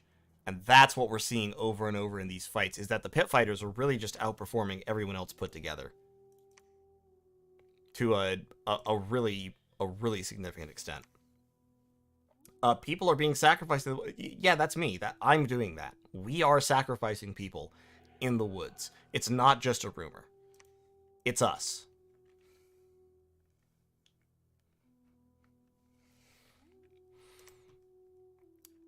Yeah, because we're like... So, Mao is sacrificing 2 slaves per turn, and he's getting a free Dominion spread check with each one. So, it's pretty good. We're also recruiting Ogre Bulls over there. Zwago. You're gonna... I've literally forgotten my blood management hotkeys. There's hotkeys for this.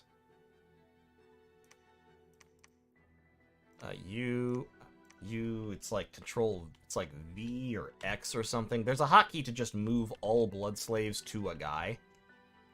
And I've totally forgotten what it is, because I don't normally play Blood Nations. But it lowers the clicks needed to do this by a lot.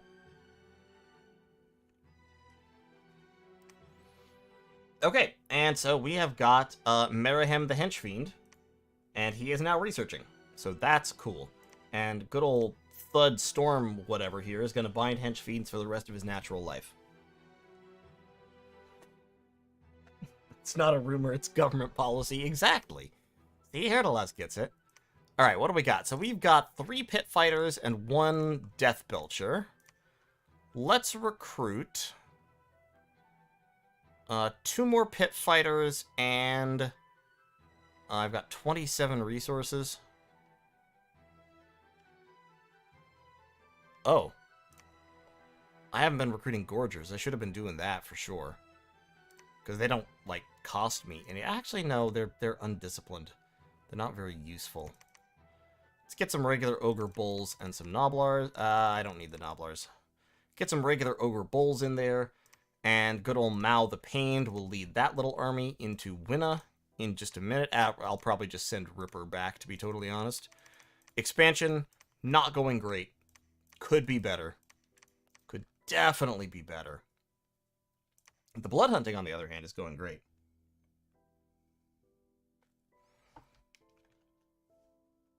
Yeah, what's that hockey? That's view battles. Map filters, unit orders. Okay, yeah, it's Shift V. Capital V pools blood slow. So if you like, yeah, that's it. Okay. Perfect, perfect, perfect, perfect. We got it.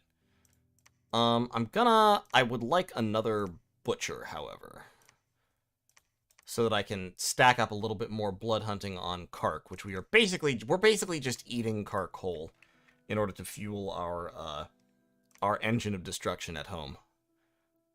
Yeah, get 1 more butcher, and then we'll try to get another slaughtermaster. This man is named Fartbiter. Okay. Alright, Fartbiter. There you go.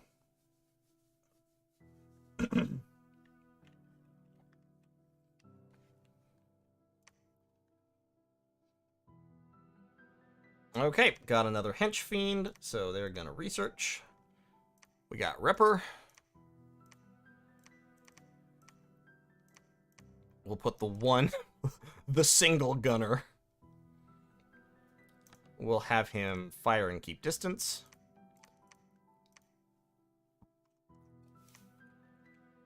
Ripper can go over there.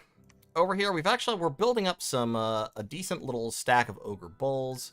Ice Walker is going to keep moving around to site search. I'm going to transfer those. And Thud, I need you to bind another hench fiend for me. Wart. Wart. Yeah, join the research corps briefly, because I want to hit research. I want to hit blood level 3 real quick. Ah, yes, the famous Ogre Hunter Fartbiter. What is that? Oh, it's the Dwarven banner. Oh, that's cool. Look at that. It's a stele. Or a stele, however you pronounce that. It's got Khazalid runes on it. Nice. Over here in Mountains of Evernight, we actually have resources. And we can recruit hunters if we want. Oh, that's what hunters are good for. You can recruit hunters without a lab. I did not realize that. Okay, cool. I'm gonna start building up some ogre troops down over here. We'll put in like one Nobbler fighter as well. And then I have $100 left. Do I still want to keep building up Ogre Bulls? Here. Nah, we'll cancel the Ogre Bulls real quick. We've got Turmoil too, so the ogres down there are not too expensive. And yeah, we're gonna keep stacking up pit fighters. I've got 28 resources. We'll do that. Okay, let's see how that Death Belcher does.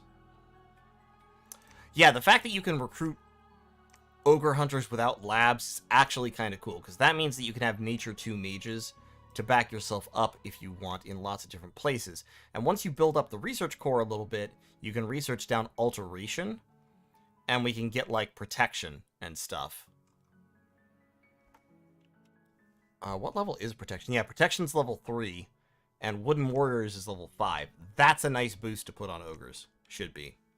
Because ogres have natural protection 6, so it would boost our prop by a little bit. Still binding hench fiends. Actually, you know what? I don't want to bind a hench fiend this turn, because I want to anoint a Maw tribe next turn. And anointing Maw tribe requires... yeah, just blood 3. So that's fine. Any Slaughtermaster can do that. So actually, Wart, blood hunt for a turn. Mao, you keep sacrificing. They'll blood hunt. We'll bring in these 9 blood slaves. That should be enough. I'll be able to anoint a Maw tribe. Have some more regen sacreds, which will be pretty cool. And Robadan, you can go look for stuff. Hey, Chaotic. Yeah, I'm doing good, dude. Hope you're doing well as well. Okay, there goes the gang. Okay, so we're firing the old Death Belcher. Let's see if it did anything. He got 2 kills. And he was firing it at the heavy cavalry at first, so yeah, it seems like it worked pretty well. That's cool. What size are the ogres? They are size 3. Okay, so now I can stop blood hunting. Thud. Do not become as Maw flesh. Anoint a Maw tribe. Okay, so now this is going to become my main way of stacking sacreds. And now we're about to start doing something here. I think. Because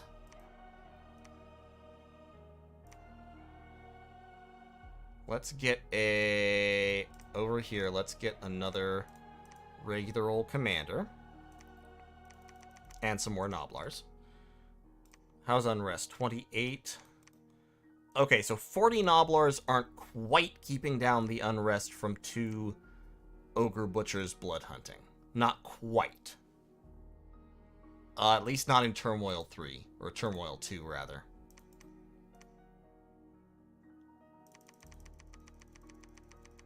Let's go ahead and get some more Nabos. And a... Yeah, I don't want to recruit any of those guys. Keep getting scouts. That's fine. You move over there. We're still building up ogres down here in the Mountains of Evernight. That's great.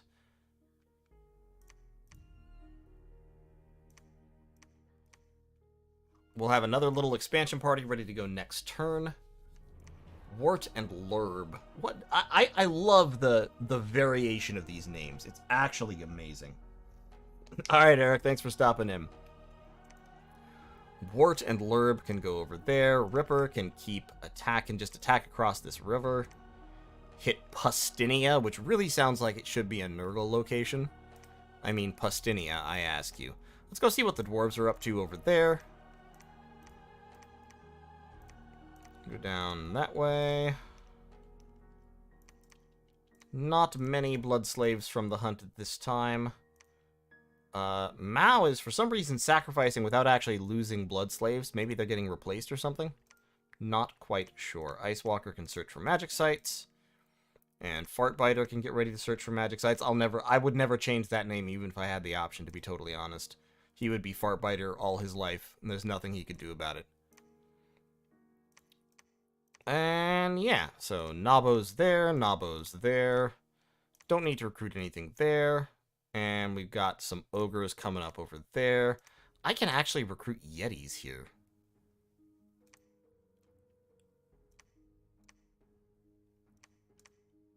Yeah.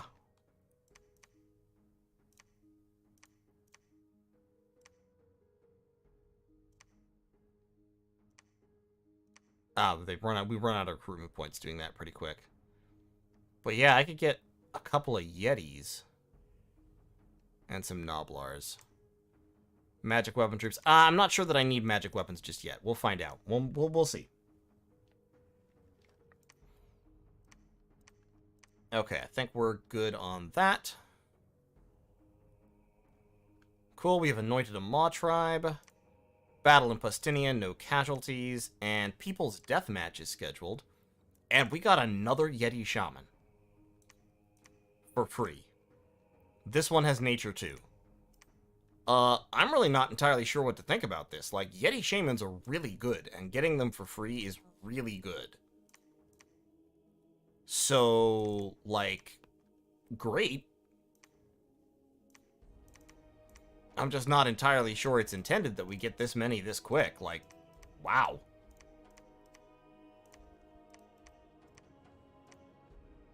Actually, can you go down over... Yeah, you go down over there, you go over there. We'll site search there. Ripper can cut his way up into the green wall.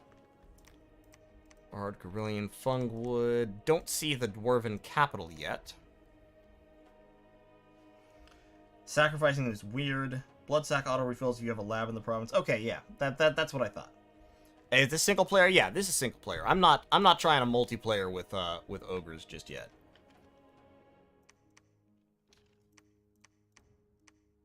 And yeah, Unrest is definitely going up, so you need more than 40 Noblars patrolling to keep that down.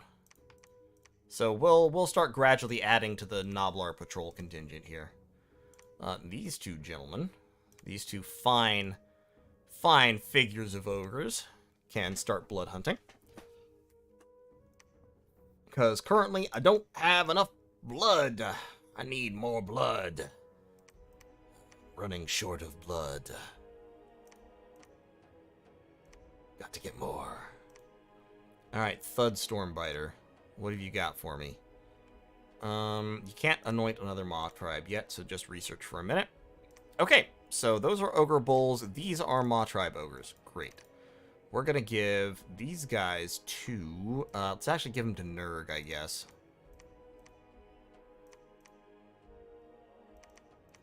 Okay, so there's Nurg's little gang.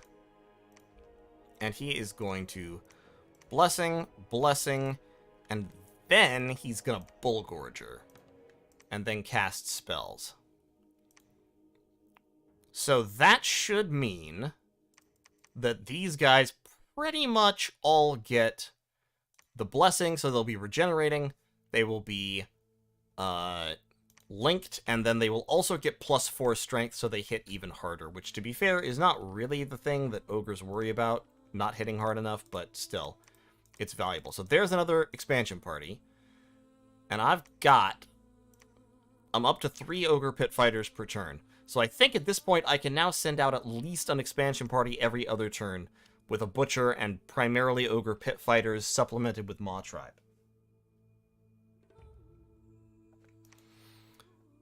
Admittedly, it's already turn 10, so I've been slow. Like, I should have gotten there a lot faster. But, you know, it's my first time playing the mod. I'm not too displeased with it. This is a powerful nation. I'll put it that way. And the slowness is due to my unfamiliarity, not the nation not being good. But, you know, it's the Warhammer nations. They're all really weirdly powerful. Battle on the Green Wall. Once again, no casualties. The Ogre Pit Fighters, man, they just don't die. I think this is basically how you play the Ogres. You give them the Regen Bless, and the Regen Blood Bond especially helps with that.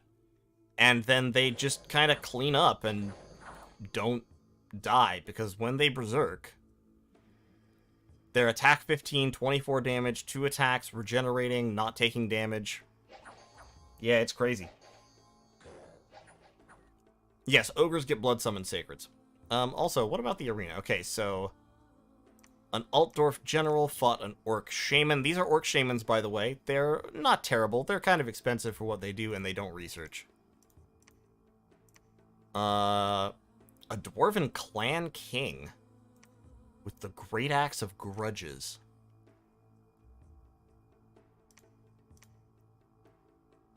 I kind of want to see that battle. So this is an Altdorf general. Oh, he's feeble-minded. He has a chest wound. Oh, that's so sad. Legendary cruelty. Okay. Jaeger the general versus Skafgund Rock Arm. I bet he just gets like 1 shot. Oh, no, he only took 1 damage from that hit. Oh, he's got 22 prot. Yeah, he has the really high quality full plate and a shield. This is a very RNG heavy fight, I think. Yeah, he just got axed. Just got axed to death. And then the Anointed of Assyrian. So the leader of the Phoenix Guard. Okay. Oh, he has awe and fear. That's how he won. Awe, fear, and fate weaving. Fate weaving just built into the chassis. That's so interesting. What an interesting ability. Okay, so the elves won the arena deathmatch. Excuse me. And yeah, unrest is still going up, so we need to patrol with more Noblars.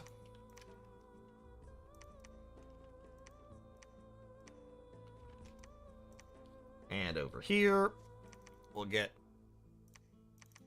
a whole bunch of Nabos to patrol with. Patrol province. Ice Fang, site search. Ice Walker, site search. I'm sensing a pattern. Nurg. Let's go down there. And we're going to put you over in the corner where you're hard to flank. Okay. So, Flotta Football, you will actually be, I guess, glad to know that the Skaven have been nerfed. So, those assassins now cost 2 CP instead of 1. Now, I actually have enough ogres here. I could give a bunch of ogres to Ice Walker and have him also attack a province somewhere, which could be kind of interesting. I have 0 gold left. I have 0 gold. Why do I have 0 gold? Oh, because it's because I'm still doing this.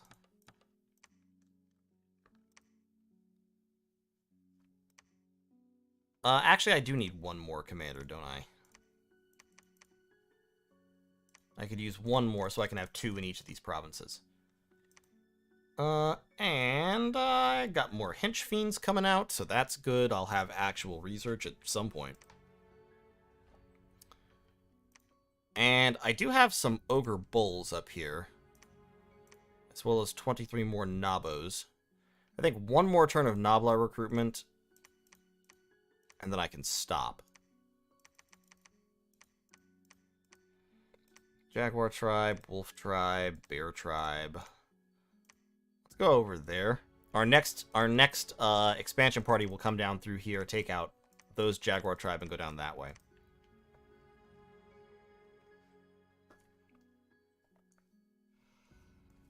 I think our upkeep is spiking. Oh, you're probably right.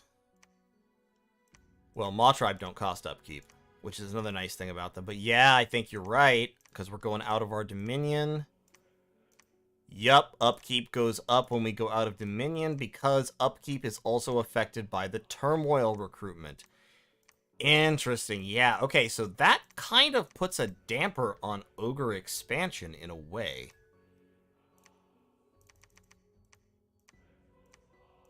Unless you... Oh, you can only sacrifice in one temple at a time. So I need to build another temple so I can sacrifice more, so I can spread my dominion more. Because right now my dominion is not spreading fast enough to keep up with my expansion. And my upkeep is trashing my income. Interesting, interesting, interesting. I mean, as I just conquer more provinces, the income problem will slack off. But, okay. So, here, Rog, give those back. Why don't you go over here and prepare to build a temple? And that'll be kind of cool. And then Ice Walker next turn will take all these ogres and attack a province somewhere. And, Fartbiter will... Not sure what he'll do.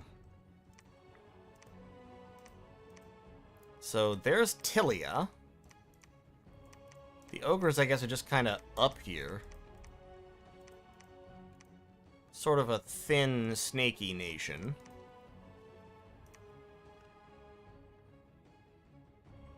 I think it's almost time to start cutting out pit fighter recruitment. Definitely want to get more death belchers.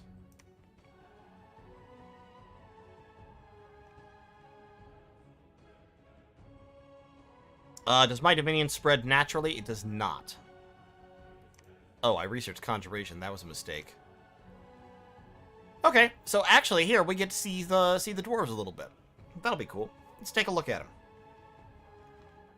So the dwarves here we have Clansdwarf heavy crossbows.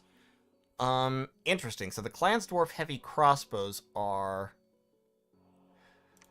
These are actually the equivalent of Thunderers. So in Dominions, there is no such thing as firearms, and it looks like Sombra has chosen to rewrite most firearm units as crossbow units, which is, I mean, it's fair.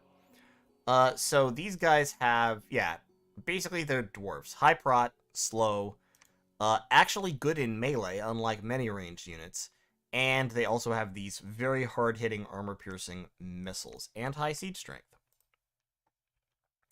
We have a runesmith, who for some reason can swim. I'm not sure why runesmiths can swim. Mundane researcher, mastersmith, forge bonus, adept researcher, -1 penalty to all non-holy magical paths in combat, which means that actually he's a fire 3, earth 3. I think that's what that means. And he researches really fast. And he's sacred. Okay. Interesting. That's a powerful mage right there. So yeah, we've got Clansdwarf heavy crossbows, we've got Clansdwarf crossbows. Sombra, I guess, is not using the canonical names for these, which would be Quarrelers and then Thunderers for the gun troops. Rune Guard. Sacred duty of guarding the runesmiths. Wait, hold the phone. Dwarf troops have quarter upkeep. Holy shit. He tunnels beneath the water. Yeah, okay, yeah, dwarf... I hadn't noticed that. Yeah, okay, so dwarves pay a quarter of the usual upkeep. And they have dwarf troll slayers. So Slayer Axes do a shit ton of extra... Holy shit. Slayer Axes do a ton of extra damage versus larger enemies. And they also have bear tattoos. So that's a mechanic borrowed from Saromacia. Bear tattoos, Berserker, Affliction resistance. These guys are dangerous. Very dangerous. He does have a hammer here, so this is the canonical highest elite of the dwarven military. These guys are the personal guard of the king, or the kings, rather. Castle defense bonus, formation fighter, and they have a magical two-handed hammer. Got some miners, which are stealthy and have all the survivals, and a huge siege bonus. And then he's got these rune guard, which are kind of cool. Pierce or blunt, plus magic damage. Interesting. And it looks like they've also summoned several ogres. Not our kind of ogre, the regular kind of ogre. So you can compare here these ogres that are summoned, these are in the base game, to the ogres that, we have. And you can see that the ogres in the mod have higher HP, better MR, lower strength, actually, but better overall stats, and are slightly faster.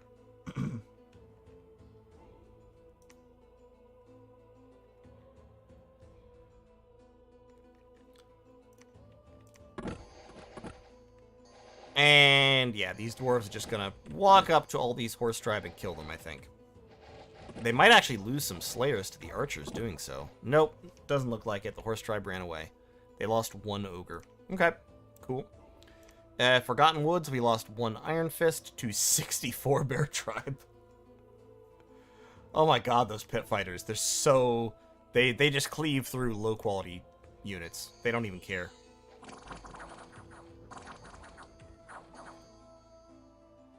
Interesting. The Death Belcher did not fire and is diseased.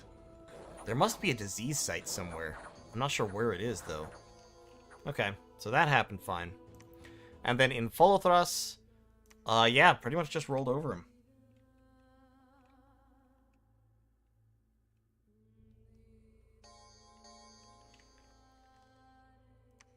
Yeah, so the Maw tribe, I mean, with the Berserker plus the Regeneration and the Blood Bond, Maw tribe ogres are, I think, much more dangerous than they initially look. Oh, we did get the Bullgorger off, too. So, yeah, strength 19, 25 damage on those ogre clubs. Oof. Oofta. Absolute lads. Goldtooth tribe, someone has been cursed. I'm surprised they read a tome bound in skin instead of eating it, to be totally honest. And the blood economy is beginning to come into effect. We're having some trouble because unrest is so high. But we're working on it. We're starting to beat down unrest in Kark. Unrest in Winna, pretty high. And we'll recruit one more scout over there. Need to recruit scouts over here again. Got actually some money now, and here is the Empire. Got some Order Knights and some State Spearmen coming at us.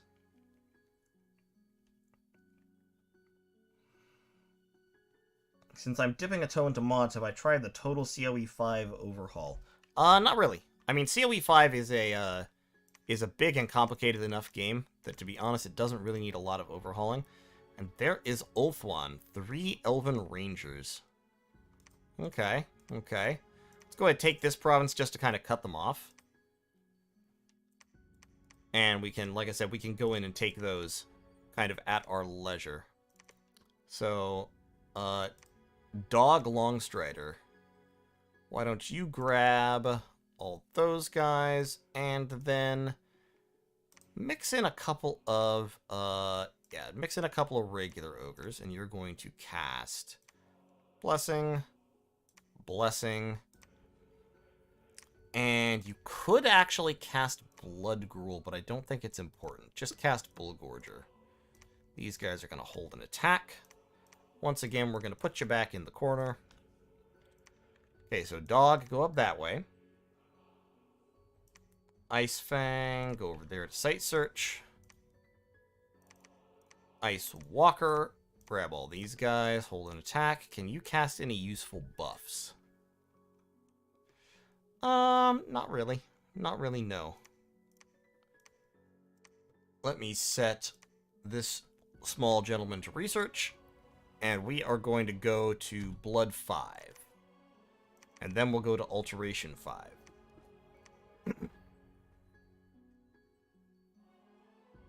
Okay, Maw Tribe feel like a better version of those unarmed Lanka demons. Yeah, that's fair. They kind of are, I would say.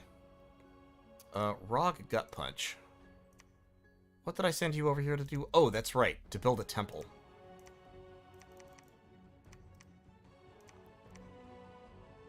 Yeah, build a temple. Palisade. Oh my god. They use giant palisades, and they pay extra, so their palisades cost 750. Jesus. That is expensive. I can have another 33 Nabos here. So go ahead and recruit some more. And over here, I've got 35, 40 Noblars patrolling. And I've got another... how many?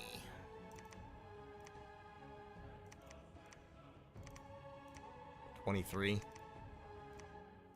That should probably be fine. I mean, I can recruit another 17 just for funsies. Alright, so Ripper will hit that. Nurg down here. Longbowman, Militia, and Knights. Hopefully not that many Knights. Let's send Nurg in and see how well these guys do against Knights. I suspect not amazing, but we'll see. And Ice Walker against Wolf Tribe. I suspect Wolf Tribe might beat these guys again, but let's try it. I'm just kind of curious to see how they work. How well they function, you know? You can cast Barkskin on yourself, I guess. Yeah, cast Barkskin on yourself and then cast spells. And you can cast Barkskin and then cast spells. Actually, what's your natural... yeah, only 5. Okay, that's fine. You are already susceptible to fire. Fascinating. So that's something that I hadn't paid close attention to. Nope, don't. Not raid. Move. Yeah. Raid is not what I needed you to do there. So the ogres are going to be potentially broke. Yeah, pretty much. They're going to be pretty broke. It's money is a little bit of a problem. Although recruiting stuff in your heartland is actually surprisingly cheap. Like butchers are only 105, ogre slaughtermasters are only 240. So not too terrible. Thud, in fact, Thud, go ahead and anoint another Maw Tribe. And then we'll want to get another Slaughtermaster pretty quick. So that we can't... in fact, you know what? You know what? Am I recruiting anything that I can... that's like... hold on. Just defend for a moment. Let's recruit another Slaughtermaster. And then we can start getting even more hench fiends rolling. I'm getting some sight searching on death already. I would like to get a little sight searching with fire. We can use maw fiends for sight searching as well as research. Or hench fiends. The ultimate Warhammer strategy game, exactly. Alright, Golem Rod. See how we did against those knights. The Kniggets. How'd we do? Not too shabby.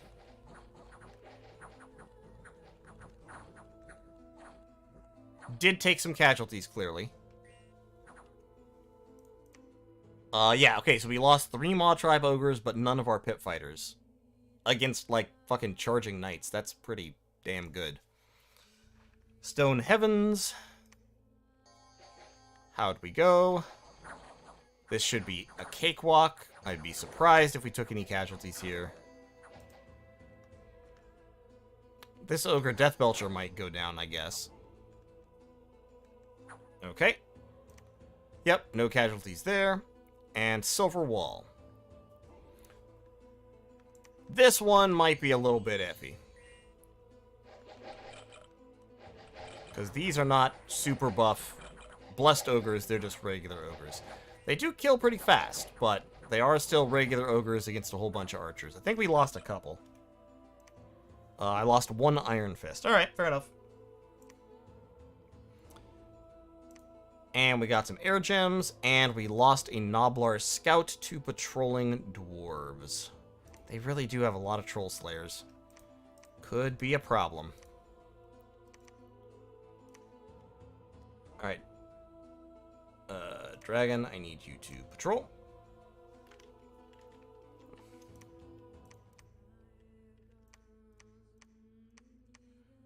We need to do the regular blood economy management. Get our dudes moving a little bit. Okay, so the dwarves are up there as well. And that is a big ol' army of rangers. Interesting. Very, very interesting. Alright, go ahead and build that temple. We've got Scrot up here. Scrot can cast Hench Fiends on the monthly. We've got another Maw Tribe ready to go. I'm just gonna start recruiting Death Belchers, to be honest. Like, the Pit Fighters are really good, but I'm getting other Sacreds now. And I think if I just recruit a bunch of Death Belchers, I suspect I might end up somewhere good. Ooh, I can recruit a couple of Man-Eaters as well. Let's get a couple Man-Eaters going. And how are we doing on supply? Is there anywhere we're really short of supply? Okay, so this army of 9 guys plus Ripper is eating 42 supplies. That is how hungry ogres are. They are absolutely just straight up chompers. We'll put a bull in there with Dog's army. Dog can go take... Oh, he can't. He can't cross that river because it's not cold. Rude. Ice Fang can sight search. These 2 gentlemen can sight search. Nurg's attacking over there. Ripper... Ooh, we found a great silver mine. Nice. Money. I love money. Especially when I'm ogres and don't have any. Yeah, let's keep pushing on with Ripper. Let's just try to grab territory. We'll push at least up to the river and see if we can't snake this whole peninsula as our own. Have we had a single pit fighter actually die in battle? Yeah, I think we lost 1 at some point. But no, pit fighters are really, really good.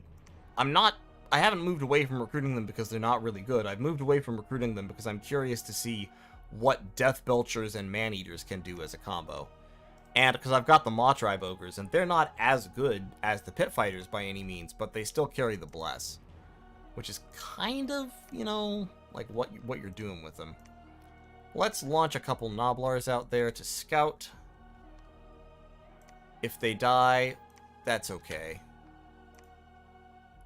They're not important. And yeah, I can recruit Noblar Trappers here in the forest. I don't really need to be recruiting more ogres up here right now, so that's not a big deal. Over here, however, I could get a couple ogres and some Nabo Trappers. That would be fine.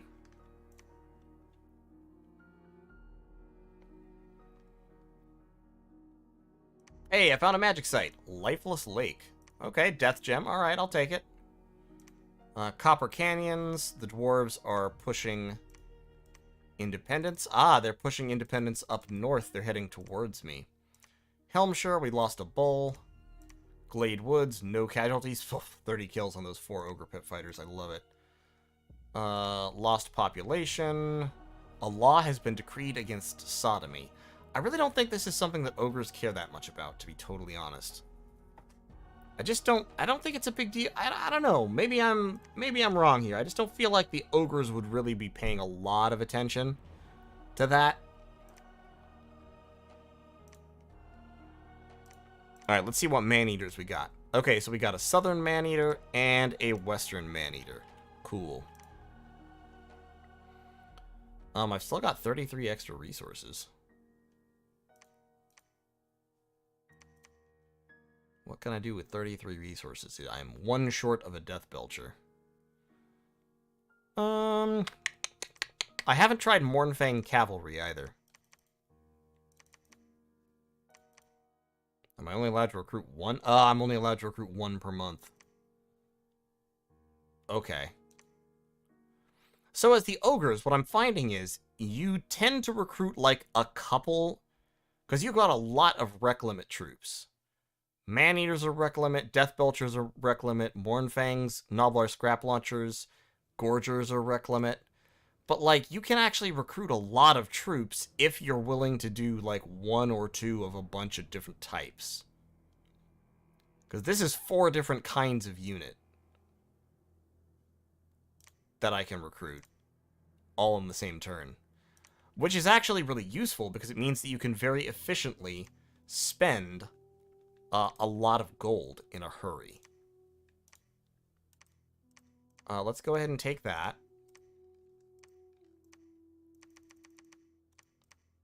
Uh, 60 barbarians, don't really like that. Let's try that, see how it goes. 40 barbarians might actually beat this group up. I can't prove they won't. And there are some more elves, so they're already across the river. Unfortunate. I don't really want to declare war on the elves, but they probably will attack me no matter what I do.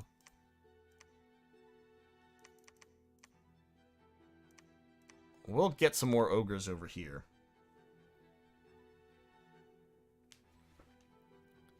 And then this province... If it gets cold, I actually can recruit Yetis over here. Don't have any turmoil yet. Actually, this place has order. Gross. Gross. I'm really glad that Chaos Recruitment doesn't make things more expensive in order. That would be absolutely horrible.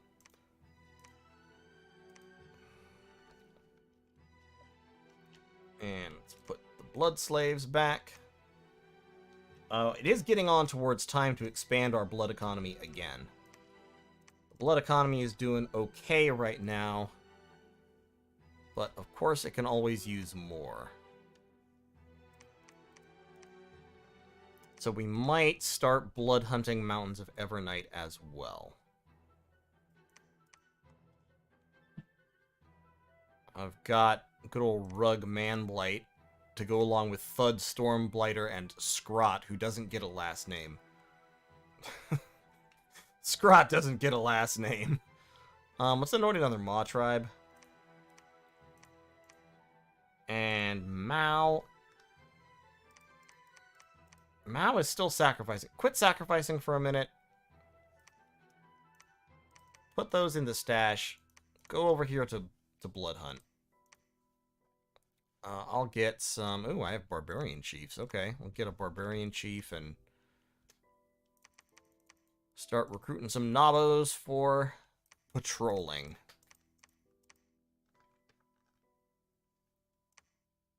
And yeah, we've already got 1 Maw tribe actually sitting back here, plus a bunch of blasters. So I'll tell you what. Let's actually get us our first Tyrant. Because tyrants are good leaders. Well, we'll need a butcher to bless anyway with the army. But yeah, let's go ahead and get a tyrant, and then we'll get a butcher in a little bit here. And we'll prepare our first actual, like, ogre army, and we'll go fight, I don't know, maybe the dwarves, maybe the Empire. Whoever seems like they could use a kicking.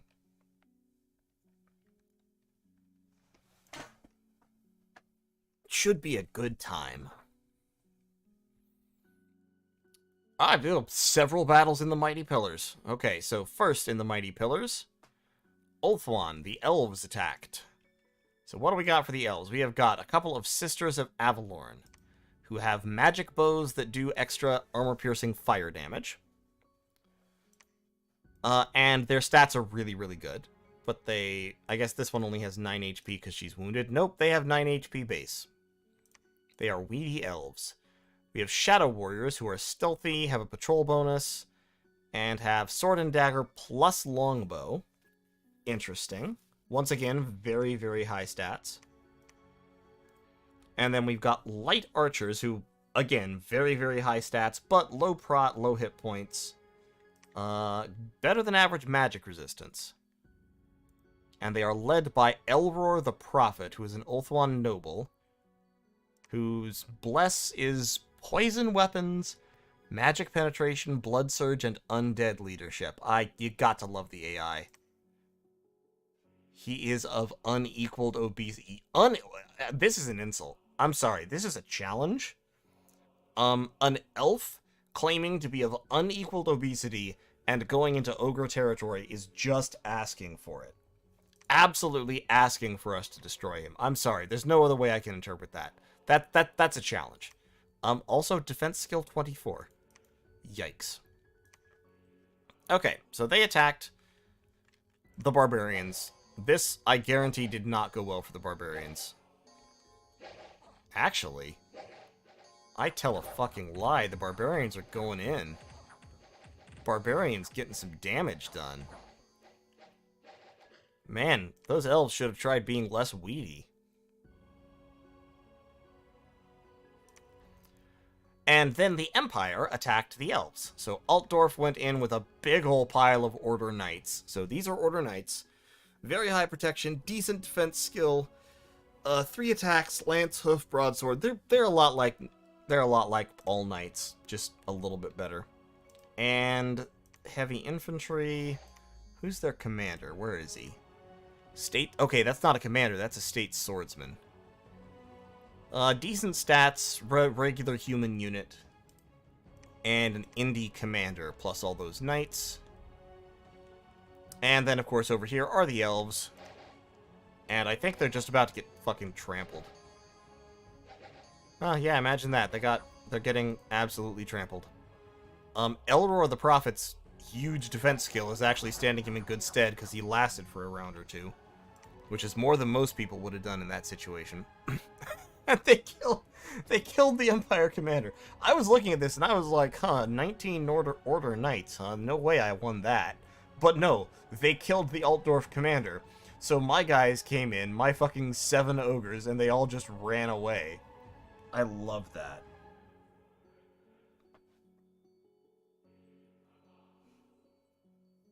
Oh my god. This is single player. Misty Forest, no casualties. Wicker Woods, no casualties. Glade Woods, Forest is expanded. Okay, it must be the elves' fault. Found some nature gems. That's probably also the elves' fault. A forgotten decree of the Pantocrator has suddenly taken effect. Hilarious. And I lost another Noblar scout to patrolling dwarves. Okay, so there's a big ol' Empire knightly army over here. There's some elves, albeit not all that many. Got Ripper down this way. And I do have 600 gold, which means I actually almost have enough money to set up a fort somewhere.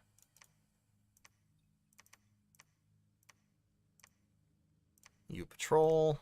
Keep recruiting Noblars for patrolling purposes. And we'll get a Noblar scout. Having recruitable national scouts everywhere is actually really, really nice.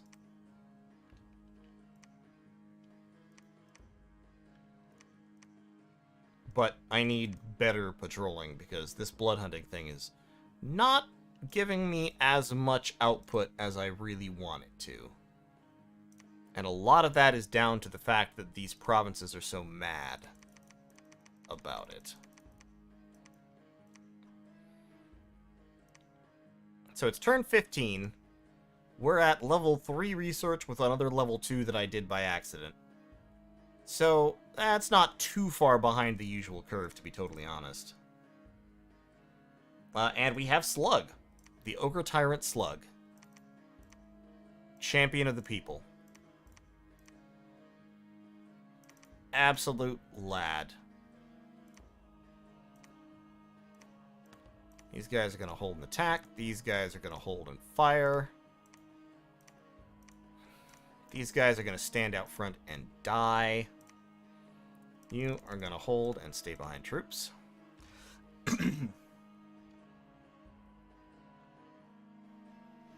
Dominion isn't looking good. Yeah, the whole Hungry Maw Dominion thing is really starting to hurt me on a spiritual level. So I need to start blood sacrificing in a big way. So Rug Manblighter here is going to be set to blood sacrificing. He can sacrifice 3 slaves per turn. So that should help a lot. Dog. You need to move south. We got some ogres over there. I'm going to recruit a little Noblar over here, and then some Iron Fists. We're actually going to set up a fort, I think, here in Helmshire, where we have a lot of resources. Ripper can go take that. I literally have not built a second fort anywhere, which by turn 15 is a terrible idea. And Slug, who has actually a decent little ogre army now, is going to take... take Thud Stormbiter with you and start moving out. And we're going to go back to recruiting butchers.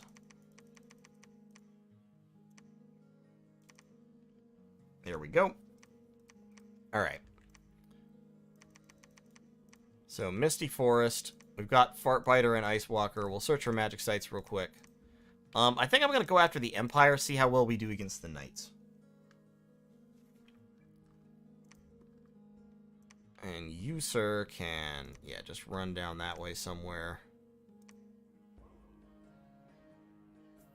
And Scrot needs to start binding more henchfiends. Okay, cool. Ice Fang, Site Search. Nurg. They're gonna have some kind of a commander over here. So to be honest, Nurg, you just hang out for a second. Get some Iron Fists in to fill up your little unit here. And sit tight and wait for reinforcements. Because you are going to need some to take on all those Order Knights. Wait for Slug to show up. He'll come help you.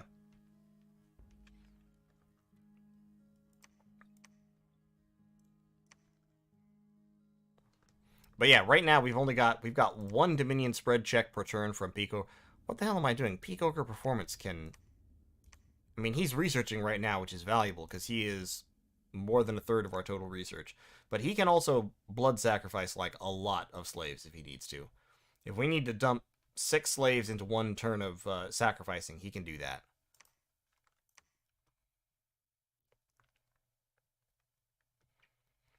Alright, we found a magic site, a deep crevasse, and gem deposits. So, money. I love money. Money's my favorite. And in Carrion, we took the province with no casualties. Okay, that's fine. One of my mages is being harassed by a gang of imps. Oh, is that the event that gets you, like, just a couple of free imps? Yeah, that's kind of cool. I like free imps. And a harsh law against vagrancy has been declared. I'm pretty sure that the ogres are just passing these laws so that they have more excuses to eat people. Like, I'm 95% confident that's what's happening. Some ogre bruiser somewhere has struck on the bright idea that he can just pass rules and declare that the penalty for violating the rules is being eaten by him. And then, if he's not getting to eat as many people as he wants, he just passes another law. What I'm saying is, I'm pretty sure we're eating homeless people.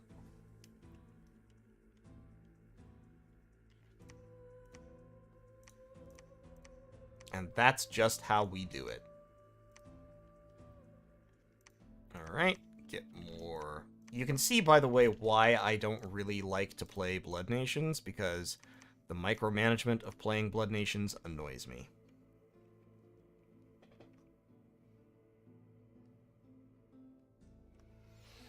EA Relay is a badass nation? Hard disagree. EA Relay is a nation that technically exists, and that's about the best that can be said for it, to be totally brutally blunt. I have $135. Can I really want to save up enough to start a fort somewhere, and it's so hard to do that because I keep wanting to spend my money on dudes. Alright, Ice Fang, go over here. We got ogres being recruited. Couple of trappers, that's fine. We're going to attack the Empire down here, take Lomark, and just push a little bit. We're going to leave the elves alone. They're too skinny to be really worth eating. And over here, we have discovered the Northern Greenskins, next to Zarnagrund. Oh, wait, what the that's Ulthuan? Why? How? What? I'm confused. I'm confused by the existence of Ulthuan up here, and the elves having expanded down there in what must have been a straight line. The elves have, like, just drawn a tiny little path across the map. That's hilarious. I actually love that. Alright, so, you know what? You know what? I'm actually not going to attack the Empire. I'm gonna kill the elves and take all their stuff.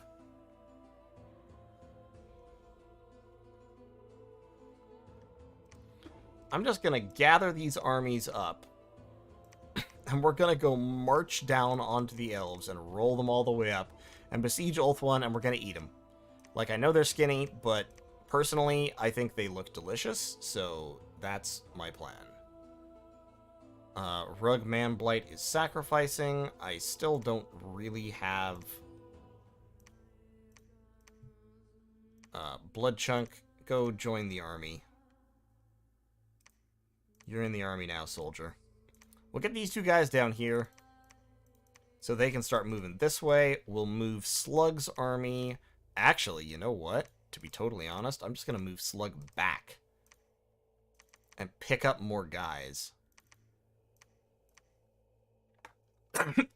And then he can go up this way and reach Ulthuan a little bit quicker. He'll meet up with Ripper. Okay, yeah, sounds good.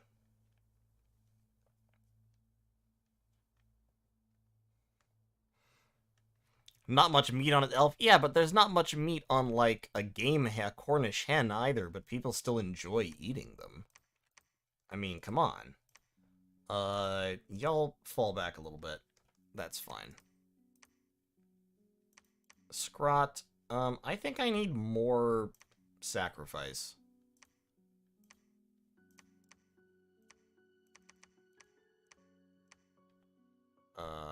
Yeah, blood sacrifice. Oh, God, I only have the one temple.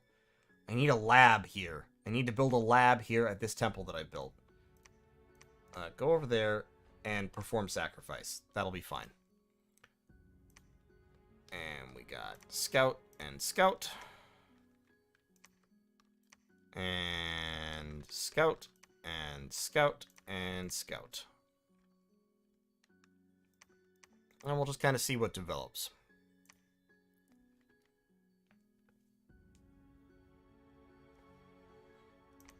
Altdorf has declared war on me. Rude. Okay, so we wiped out the horse tribe, and then we were attacked by, I think that's the elves. Yep, that's Ulthuan. Oh, so this turn. So this turn, they finally decided to come and take their cap circle, huh? That's how that's how this is gonna be. Rude. So rude. Alright, let's look at these elf units. They're kind of cool.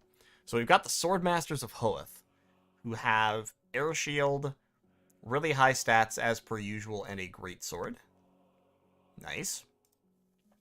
We've got rangers who have broadswords and short swords. Nice.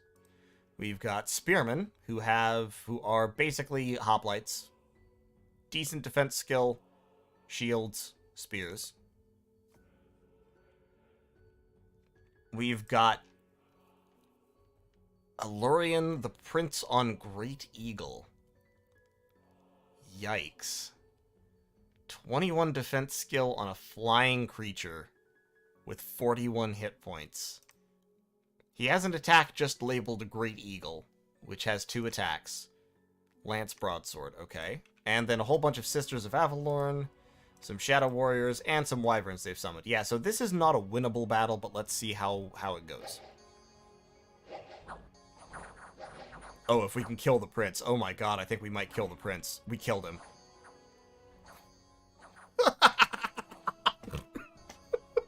Oh my god. Holy shit.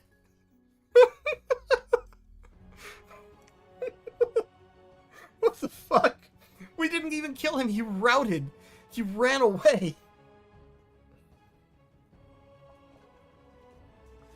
Jesus Christ.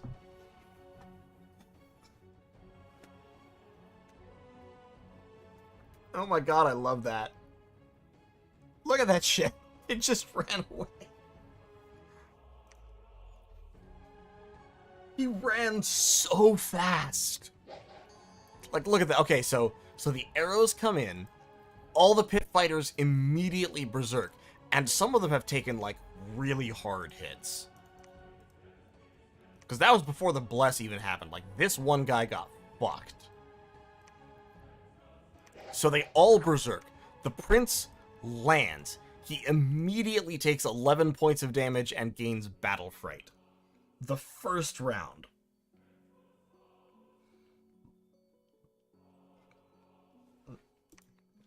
Incredible. Okay. The ogres try to come up to save him. No. One of them dies immediately. Alurian gets absolutely bitch slapped down to a quarter HP. Breaks because of his battle fright. The elves are trying to rush to the rear to assassinate my commander, the Prophet Ripper. But instead, their boss just fucking outies. And then it's pit fighters chasing elves down and murdering them as they flee. This guy's on fire. That was hilarious. I'm sorry, that was one of the best battles I've ever seen.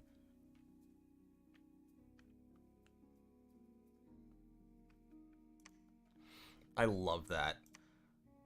Glade Woods has been devoured by Vinemen. Oh, they killed my butcher. Rude.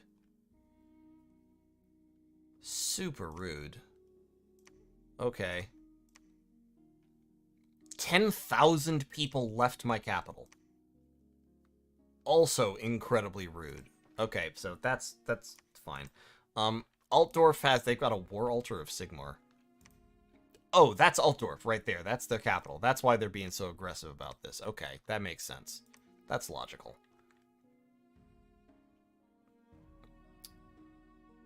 Alright, so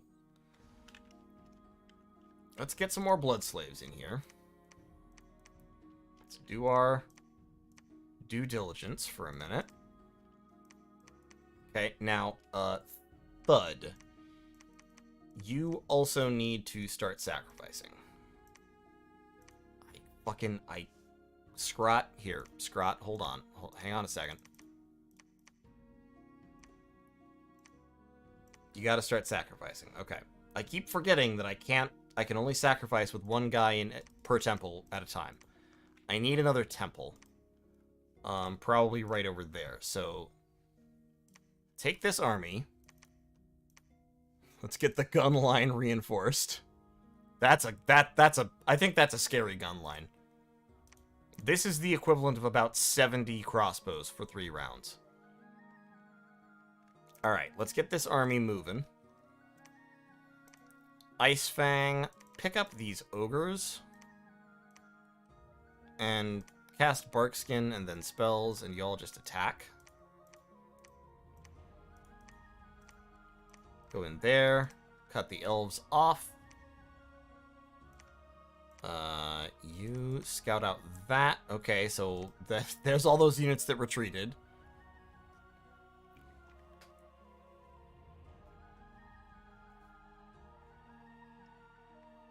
Yeah, I'm pretty sure I know why Yharnam is taking you a long time, dude. Because it's a fucking complicated endeavor. Alright, Ripper, fall back, pick up more ogres. Ice Fang, yeah, go there, attack them. This is fine. I'm going to replace those regular ogres with Iron Fists. And Nurg and Dog.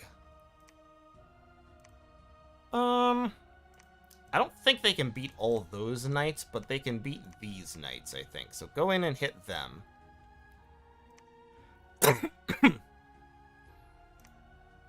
And let's get a Gorger and a Man-Eater and some Nabos going on. Yeah, I'm not holding Slug's army back. Slug is going to go kill the elves and eat them. We've got more butchers. Do I need more butchers, really? Is that what I need? I think I need another tyrant at some point. Let's go ahead and upgrade to Slaughtermaster.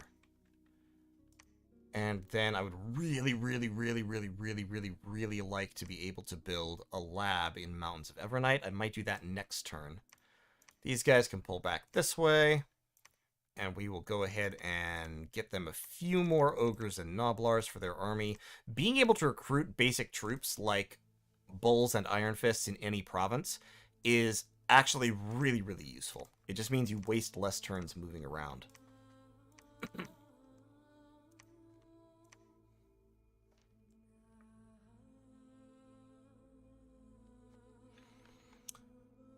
Okay, battle in...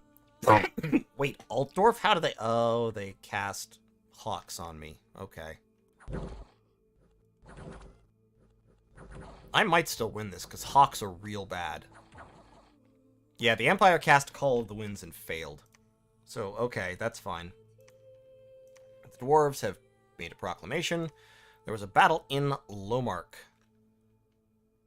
So those are my two expansion parties going in. We have got their Prophet is here with his enormous strength. Their Bless is... Actually, this is a pretty good Bless, except it's too expensive. You don't get all this stuff, but attack skill, magic weapons, regeneration, or awe. Awe would probably work better for the Empire because their sacreds are cavalry. That's a good Bless. Regeneration is overkill. They don't... And, you know, on human troops, you don't take regeneration. They've got another state captain and a witch hunter, who is a level 2 priest, but they don't have anything to bless. So the ogres are going to clash with the Order Knights, and my prediction is they're going to absolutely run them over. It took a lot of damage, though. Those lance charges are nasty.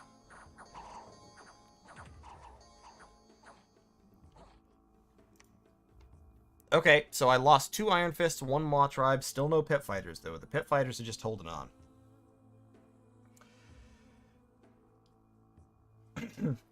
Taking a small break from Battle Brothers. Yeah, I wanted to do this today. I thought this would be fun. Alright, Battles in Spires of Ascension. Okay, so the Greenskins actually attacked the elves. There was an elven army there, I guess. And got wiped. And then we attacked... Wait, where's Spires of Ascension?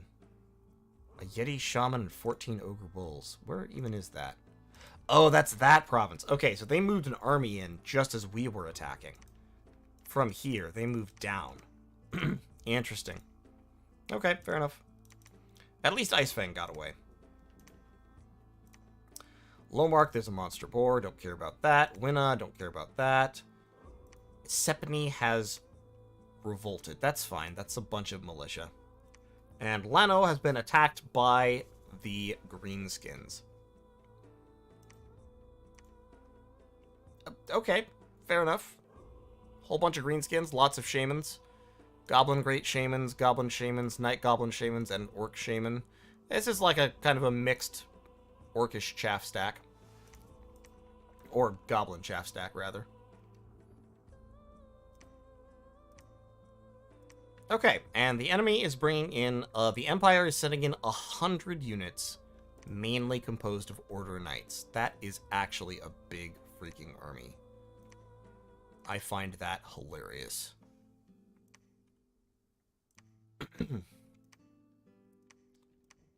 Let's get ogres. Nurg and Dog probably want to fall back here. Let's pull back up into here. Grab... I don't have any money. I have no money whatsoever. Money, 0.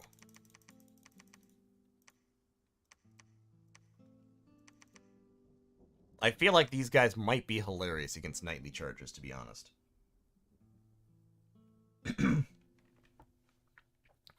Why does it bug you how I say shaman? I mean, shaman, it's... I've heard it pronounced in different ways. I'm not sure which is correct. I just pick one, basically, kind of depending on my own whims, if that makes sense. Alright, we're gonna go... We're going Maw Tribe. We're gonna go double Maw Tribe. And we're gonna have you blood sacrifice for the minute.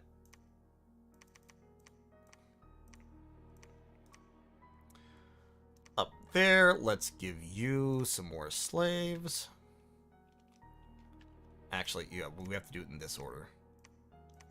Give you some more slaves down there, so you can keep sacrificing. You go over there. I think probably the pronunciation shaman is more correct, but... C'est la vie, c'est la guerre. I don't think I can get pet through the dwarves. We've got another Slaughtermaster coming. We've got some more guns coming up. Also kind of tempted by Iron Guts, not gonna lie. 17 prot and a 29 damage attack. For 30 gold.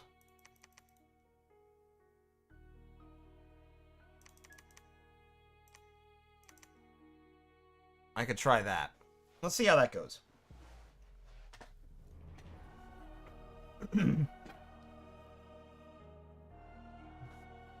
Just took your bread out of the oven? Nice, dude. I love homemade bread. I actually have a really good recipe for honey bread that my family makes, but I have not made it in a long time. And I really should, because it's delicious. Hey, we got an Eastern Man-Eater. An Ogre Samurai. Nice. Now let's stick with the Death Belchers for right now. There we go. Oh, I'm very entertaining? Thank you. I try to be very entertaining. My strategy is, I think of things that entertain me, and then I post them. And, fortunately, I'm honestly pretty simple to entertain. So, that army in Spires of Ascension, what is it? It's not very good. They lost 7 of their rangers. Yeah, it's not. They lost their Swordmaster. Yeah, I'm gonna roll in with Ripper. Ice Fang, you go down over there, pick up some more ogres that we're recruiting. That'll be fine.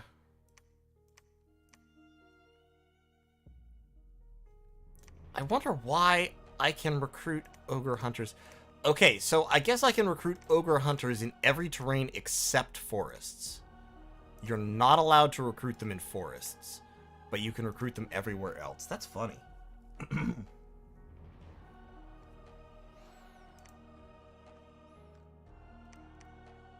Alright, Slug, keep doing your thing. I know it's going to be several turns before you become relevant, but you can go up here.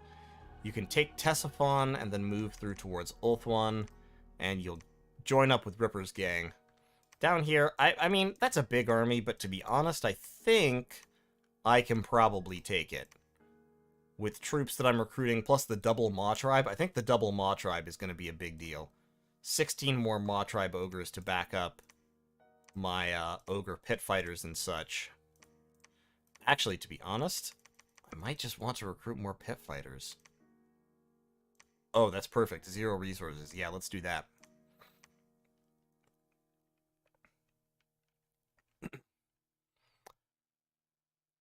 Okay, so we've lost Lomark. Oh, the champion, Ludwig Schwarzhelm has come out. The champion of the Empire. Very scary. Excellent stats, high prot, broadsword of justice that does 1,000,000 points of damage. Nice.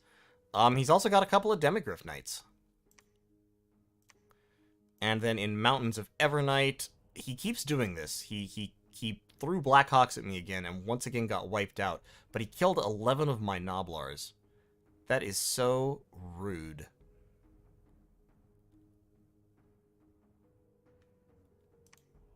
That is so rude. How dare you, sir? Killing my Noblar patrollers like that, I am just irritated.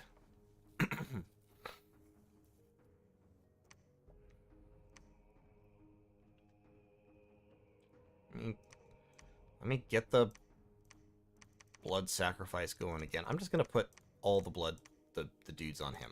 Just blood sacrifice. Okay.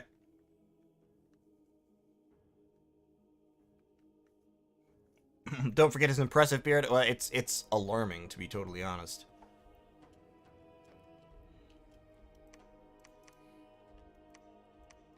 Beard for days. Okay, so the blood slaves are now rolling in an appropriate fashion. You, sir, you should be binding a hench fiend every turn. You're sacrificing. No, you should be sacrificing. And you should anoint another Maw tribe. Except, actually, I take that back. You should be leading these troops south to join the army. Alright, Rug. Yeah, you go south. So the army split off again. It went back to Winter Peaks. Interesting. That's only 20 guys. So that's Schwarzhelm's army. It's actually 40 guys, but it's still not terribly impressive. I mean, I could probably just, like, slam these dudes down on it and crush them.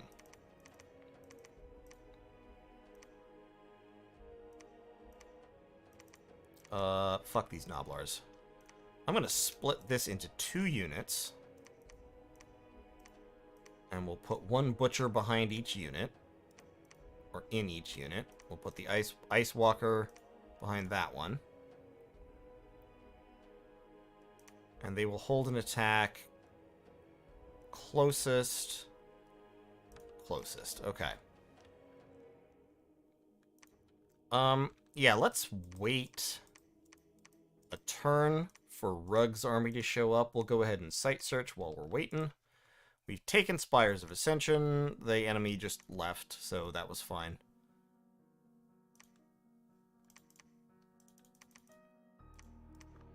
And Slug's army will roll through these Wolf Tribe, probably without hardly any trouble, to be totally honest. We got some Ogres and some Trappers here for Ice Fang. We can stop recruiting there. They're not important anymore. Up here, however, we can go start dumping some money into Iron Fists. Perfect.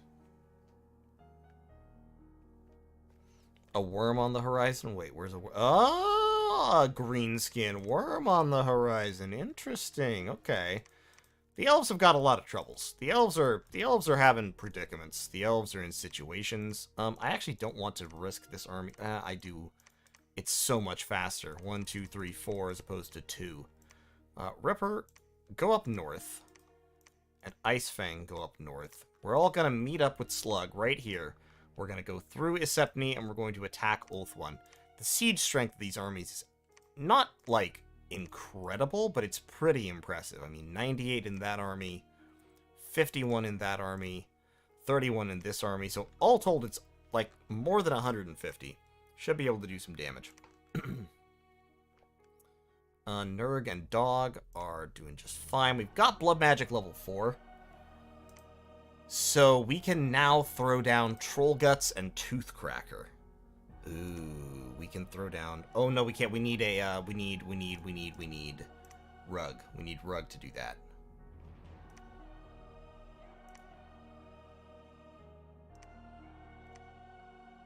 We don't need Slabo.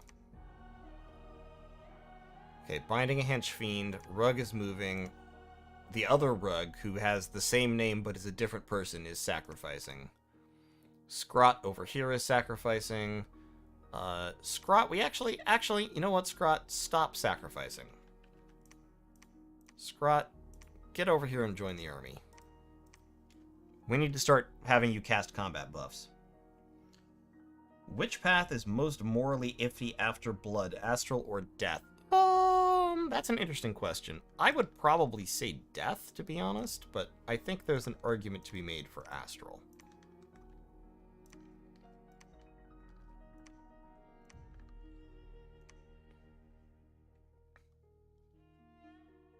Okay, let's see what we can do.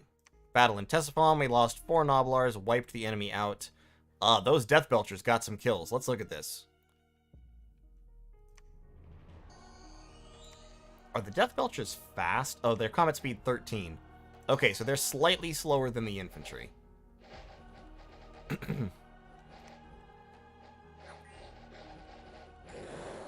Oh, God.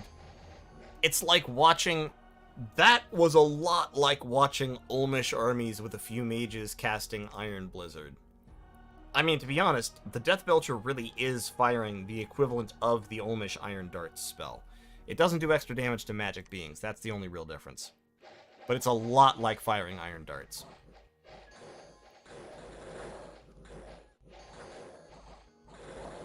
I'm unironically loving those guys. They're actually really good. Who retreated? Oh, a couple of Noblars. Okay, that's fine. Dragon Point. The War Altar of Sigmar.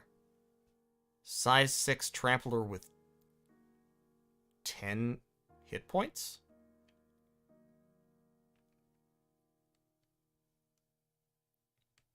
Okay, it spawns... Wait, hold on. I want to look at this. So it spawns Flagellants, which are these, like, shitty, undisciplined berserkers. They're actually not that shitty. I take it back. They're not that bad. So he's got all these Flagellants because of these 2 War Altars. The War Altars have 10 HP. But if they die, I guess the altar itself is not removed, only the lector. So they must have a wounded shape that is the altar itself. Okay, that makes sense.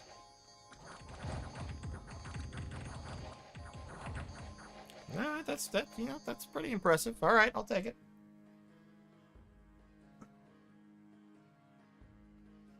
Alright, here to last. Good night, dude.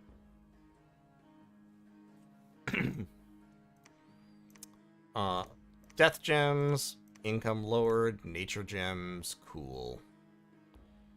No magic sites. Alright, so. Scrot and Rug Manblight can move down there. These armies go down there. We've also got, actually, quite a few ogres recruited over here. So I can go ahead and just... How many ogres do we have? 12? If I just recruit a bruiser, that leaves me 44 gold, which is enough for 1 Iron Fist. And then I could take that army to join as we go down... The Empire's been raided. The poor Imperials. Alright, Slug, go up there. We'll get these guys into that. We'll actually combine the whole army under Ripper's command because he's good at stuff. Take Ripper and Ice Fang up there. In terms of research, if I can get protection, enlarging ogres would be kind of hilarious. Let's have some more hench fiends researching. We got Smash Mouth, the band. I love it. I love that song, Smash Mouth. Good job on that song. You know the one.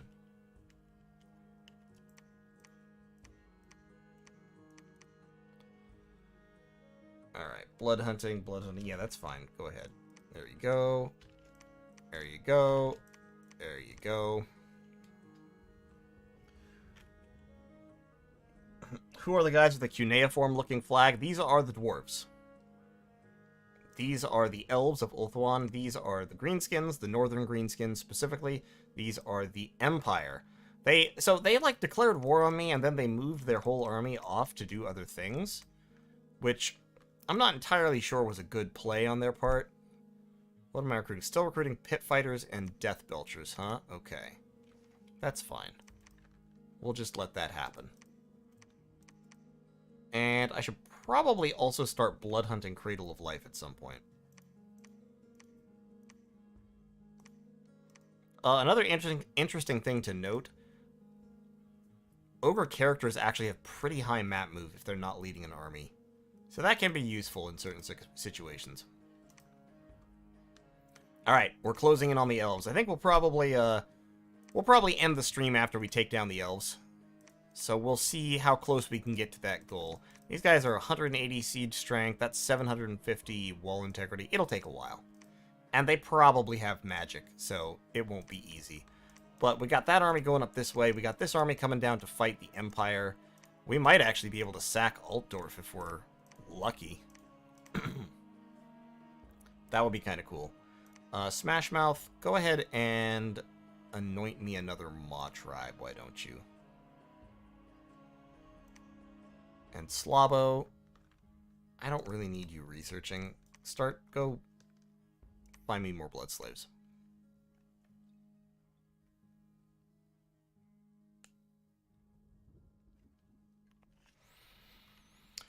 Okay, Ulthuan has anointed a new prophet.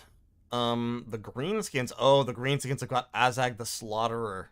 Look at this guy, he's great. Azag the Slaughterer is one of the most famous orc characters. And as you can see, he's very tough. He's very, very good in melee. He is a very powerful wizard of paths that the Greenskins don't really normally get, because his magic comes from the Crown of Sorcery, which is possessed by, or was made by Nagash, and is intelligent and evil. And also he has Shattered Soul, because he's insane, because the Crown whispers to him. So it's pretty hilarious. Alright, so they've got Azog, they've got some heavy cavalry, Orc Boar Boys, Orc Boar Chariots. Orc Boar Boys in this mod, by the way, are terrifying. They have an excellent charge attack, good speed. I mean, okay, terrifying is overselling it a little bit, but for the cost, especially in resources, they hit really, really hard. And they have recuperation. And chaos recruitment, so kind of a big deal. A Nobbler Scout has been killed in Dragon Point. And we were actually attacked. They attacked... Aw, they attacked my dudes. Schwarzhelm, how dare you, you bastard. You attacked my Iron Fists before they could join the rest of my army. What have you got? A bunch of Reichsguard foot. Yikes. Bunch of State Swordsmen. Some crossbows. And some Demigryph Knights. Well, let's see how we did. Oh my god, did we kill Schwarzhelm? Oh my god, we routed Schwarzhelm. Is anyone else detecting a pattern here? Like, seriously, that's the second or third time people have come in to attack a woefully outnumbered gang of ogres, and their leader has charged in, gotten the shit kicked out of him, and run away. Schwarzhelm, I'm disappointed. Lomark. There's nobody here, because Schwarzhelm has left to go attack me elsewhere. Hold on a second. I think he might have been killed by route mechanics. I think. Okay, that's fine. Hey, Amulet of Giants. That's kind of cool. Troops in Karian are starting to starve for lack of supplies. Yeah, my supply usage is high. Yeah, so Schwarzhelm attacked the Mighty Pillars, and then he routed. And there's no other Empire provinces adjacent because I took Lomark, so he's dead now. He's just dead now. Rip the Emperor's champion. Good old Gruddy Slog. Fucking Gruddy Slog killed him. Oh, that's too good. Actually incredible. Give me just give me a bunch of Nobbler Trappers, please.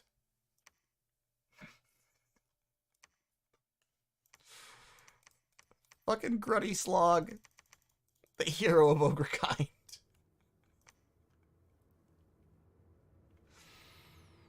Okay. So supply usage 50, 117, 125. Ugh, yikes. And that's with the supply bonuses from these guys. Okay.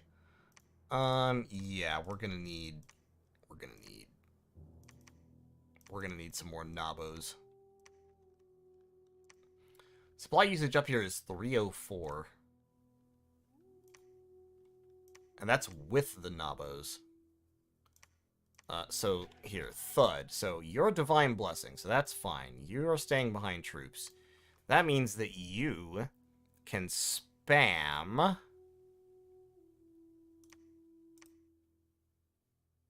Toothcracker.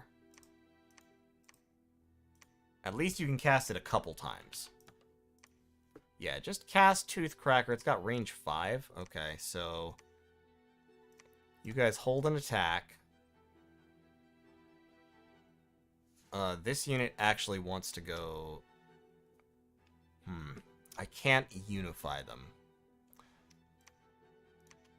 Go up there. Go up there. You guys go down there. Okay, so that's how we do this.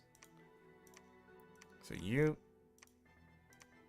there. You go up there. You go down here. That's fine. So we'll get Toothcracker on at least some of our Maw Tribe Ogres. Maybe we separate the Maw Tribe specifically out, because they're the ones who don't have much prot. So if we separate out the Maw Tribe, and we put Thud with them, so he can cast Toothcracker on them, and that should buff their prot up to where it's close to what the Ogre Pit Fighters have. It might even actually be a little bit better. Cool. Champion of the Empire killed by angry peasants. Yeah, exactly.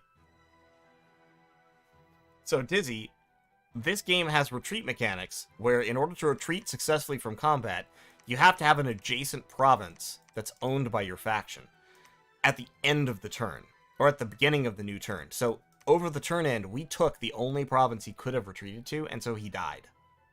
That's how that works. If there's nowhere you can run to, you die.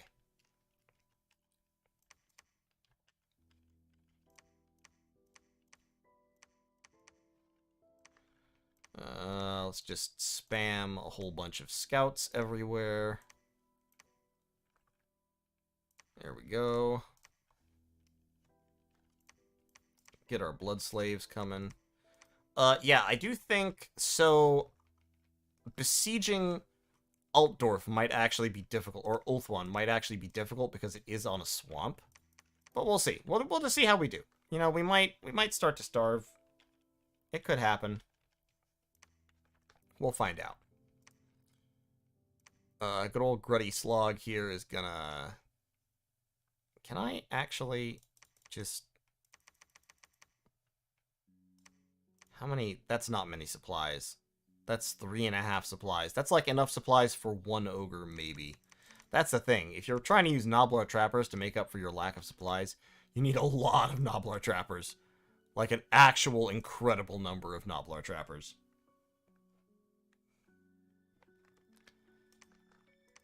Okay. Yeah, Gruddy has his dudes. That's fine. He can just hold and stay behind troops. Cool. And we got all these dudes. We might as well go ahead and search for magic sites while we wait for Scrot and Rug to catch up. Actually, no. We will run out of supplies. We don't want to do that. We want to attack. We need to attack directly into this location.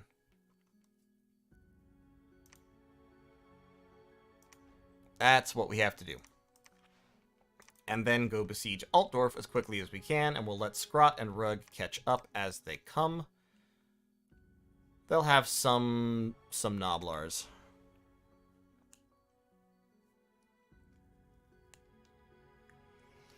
Hasn't brought in flaming arrows yet. Yeah, I mean, I've mostly just been researching blood. I could go down to flaming arrows. It's enchantment level 4. You certainly have the technology to do that, because you have fire bellies. And yes, I think that would be actually quite effective for ogres. I just haven't been doing it yet, because this is a very chill single-player game, and I'm not super worried about stuff in general. Let's get some Nabos there. And where else? Where else do I have recruitment points? I have recruitment points here. Okay. Yeah, so I'm gonna start spamming Noblar Trappers at, like, 3 of these locations. And I'm gonna recruit some leadership to pick them up and just go with them. Like, honestly, just having a tyrant who's doing nothing but leading a million Noblar Trappers would kind of be useful.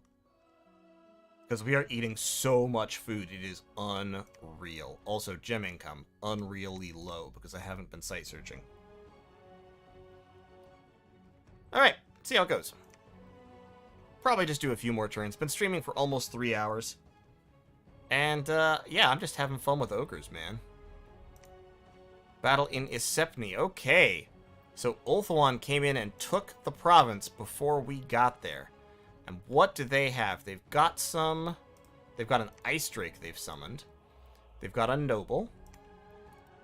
They've got some Rangers, a couple of Swordmasters, Spearmen, more Rangers, some random Lion Tribe Archers, more Wyverns.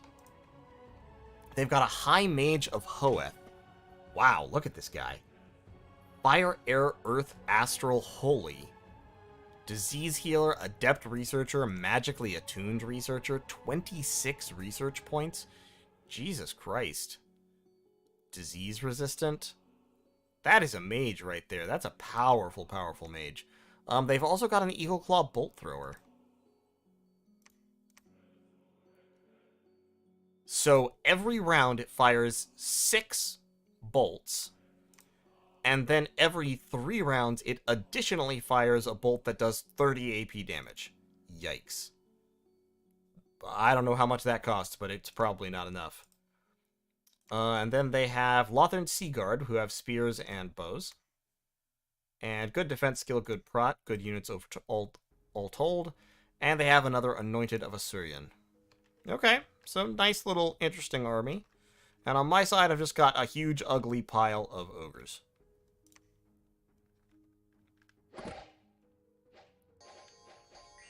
Alright, missiles coming in. We've got the blessing down. Okay, so yeah, now Toothcracker is giving the Maw Tribe Ogres protection 19. Unfortunately, many of my ogres are now starving. And or diseased. So that's a problem. But I think even diseased and starving ogres win this fight. Yeah, even diseased and starving ogres win this fight.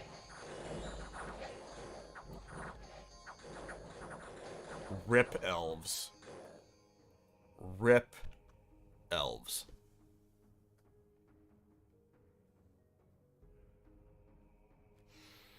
Alright, so, yeah, we killed all the elves. We lost 13 guys, but 10 of them are Noblars who don't matter. We lost 2 Iron Fists and 1 Bull. Thud Stormbiter retreated. Interesting. What got him? Why'd he run? Why'd you run, Thud? What's going on? Ah, you got hit by a magic arrow and it freaked you out. Okay. Yeah, fair enough. Alright, fine. Okay, battle in Dragonscale Mountains. We lost a Maw Tribe. Killed 105 units. Jesus Christ. Aren't starving ogres worse than normal ones? Yes, so starving in this game causes 2 things. First of all, it causes a morale penalty, and then if it's been lasting for more than 1 turn, it starts to cause diseases. So you can see right here, there's a lack of supplies in Isepni. Diseases are afflicting the troops. Battle in Mighty Pillars, yeah, that didn't go well for them. Okay, so, as you can see, Esepni has only 203 supplies. We are using 284 of them. We need to move directly on to besiege Ulthuan. We are recruiting just a whole bunch of Noblar Trappers, which is what we need to do. Down over here, I don't have enough money to get an Ogre Bruiser, but I do have enough money to get a Commander. So my Commanders are going to start moving through, picking up Noblar Trappers. This army will move down this way. This whole army will move down this way to besiege Altdorf. And a big part of why I'm doing this is because I can be pretty confident that a capital that I besiege has supplies. I'm actually going to move Scrot over there. He can pick up more Ogre Iron Fists. And some Trappers. Down here, we can recruit some Trappers. And we've got up here, that's right, some Trappers. Okay. Cool.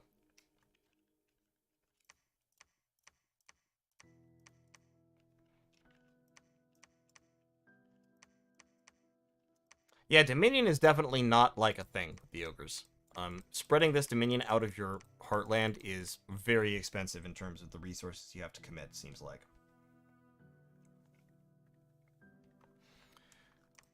And yeah, I'm not sure who all... Yeah, look, there's a whole bunch of diseases in there. 1, 2, 3, 4, 5, 6, 7, 8, 9, 10, 11, 12. Like, a bunch of my guys are diseased. But it's gonna be okay. Well, like I said, we'll go besiege Ulthuan. We have 160 siege strength, so it'll take 5 or 6 turns to knock it down. But we can do that. No biggie, no sweat.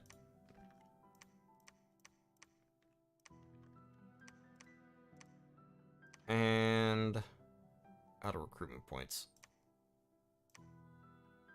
I'm out of money. Hold on.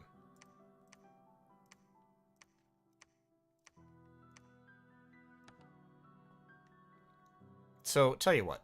Let's actually stop recruiting trappers here. And here. Because... Oh, wait. No, we can do it here. That's fine. Out of resources. Never mind. Not good to do it here. We'll recruit there.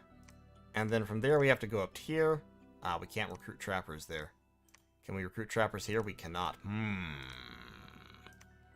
Okay, so new plan. The new plan is... we recruit trappers there and there. So we can go there, there, there. It still takes 4 turns to get there. Yikes. Okay. We'll see how it goes. I think it'll be fine. What button are you pressing to show all the afflictions? If you hold, it should be hold tab. Okay, so we are now attacking both Altdorf and Ulthuan simultaneously, because we are the ogres, that's how we do. Altdorf's defenses, they have some state crossbowmen, some state halberdiers, so pretty, not terrible troops. Whole bunch of archers, and a state captain, and they are about to get straight up ogred. It is all ogre for these guys. Yep, all ogre for them.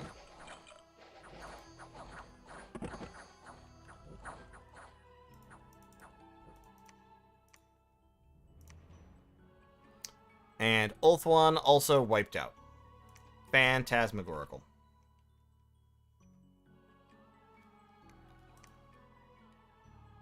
So Altdorf is lightly damaged, Ulthuan is moderately damaged. We lost a Noblar scout to orcs. Found a whole bunch of gems. I got a Shadow Seer. That's kind of cool. Glad to have ya. Shadow Seers are incredibly good mages.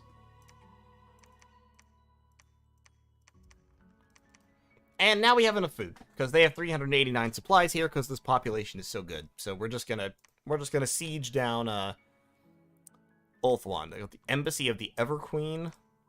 Nice handmaidens. Very cool. Flames of Asurion, so Phoenix Guard and the Anointed. Phoenix Guard, very, very powerful. Slightly elementally resistant. They have Awe, they have Formation Fighter and a defense bonus, and the Ceremonial Halberd.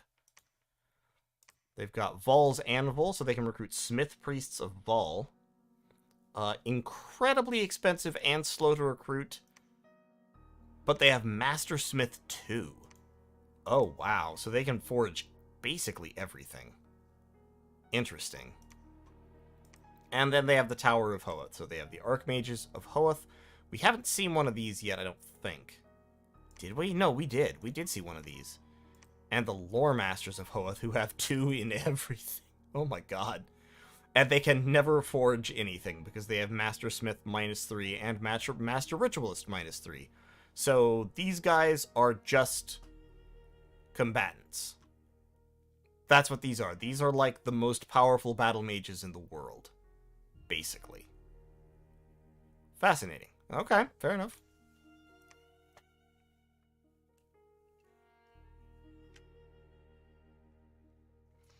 Oh, you're right. Set the seer to run away. You're right.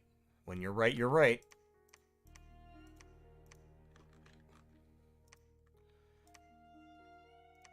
Alright, pick up some Nabos. That's not great, but it's probably basically fine. Pretty much. Scrot, get down there with some Nabos. Rug. Alright, how many supplies? Oh, they have 648 supplies. Okay, fuck these Noblars. Fuck them. Leave them behind. A lot of elves down here, considering that Ulthuan is under siege. If Ulthuan was under siege, personally, I would be worried about that. Why do I have a fort in Mountains of Evernight? Did I build a fort here and forget that I told someone to do that? I did. Okay, that's fine. I built a fort here. Great. I love that for me. That's fantastic. Also, I have been recruiting Noblars forever without remembering. I forgot everything that I did in this province, apparently. So, good. That's a lot of Noblars. I don't need that many Noblars. Please stop recruiting Noblars.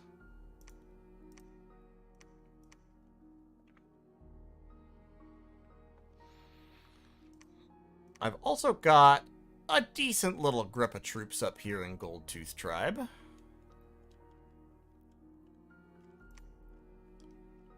And for some reason, all of my hotkeys have stopped working. For reasons I don't understand.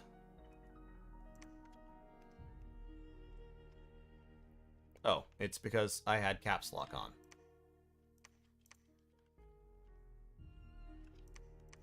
And did not know it. Okay, so we're still binding henchfiends. I got Groth One Finger, the first prophet of the wastes. Look at this man. Look at this absolute chungus. Blood 3, Fire 2, Death 1, Priest level 3, has the Bless because he's auto-blessed, I guess. Automatically spreads Dominion. Looks a little bit like a burnt chicken nugget. But you know what? That's okay. He is a good lad. Yeah, no, really, 10 more days. I am waiting. Look, release day, there will be some streaming going on. We're gonna be picking up good old Greasus, good old Uncle Greasy. Will have his day. We're binding henchfiends. Let's go ahead and anoint a couple more Maw tribes. Just for funsies.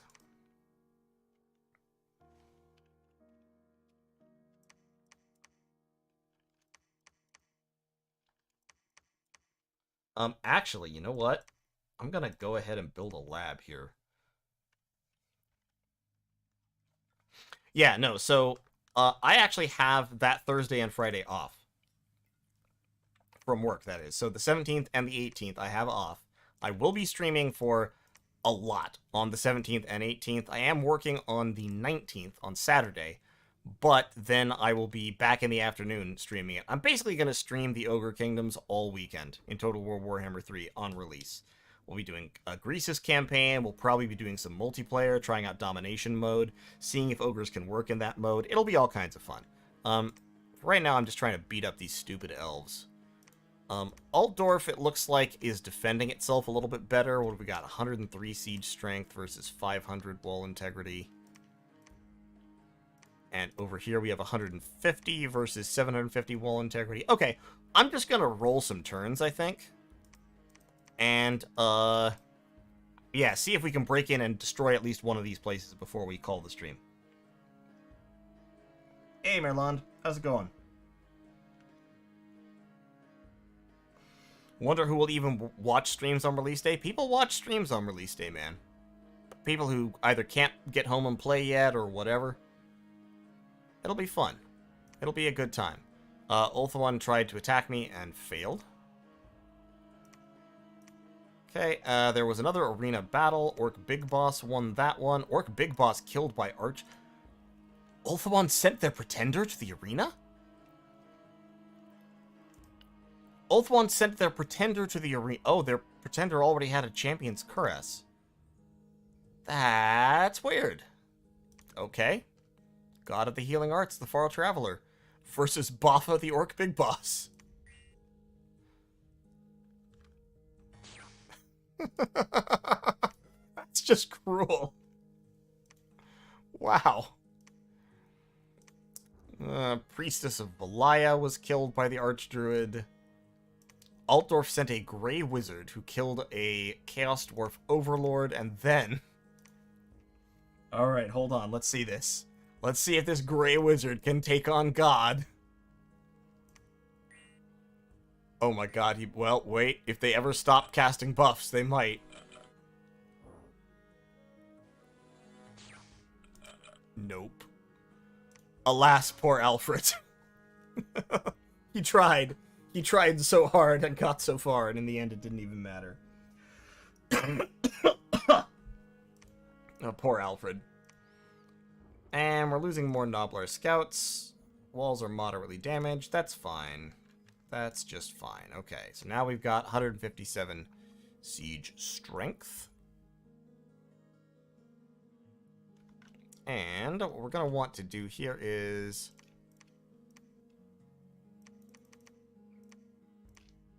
put all these guys, kind of group all these guys up like that. Yep, that's fine.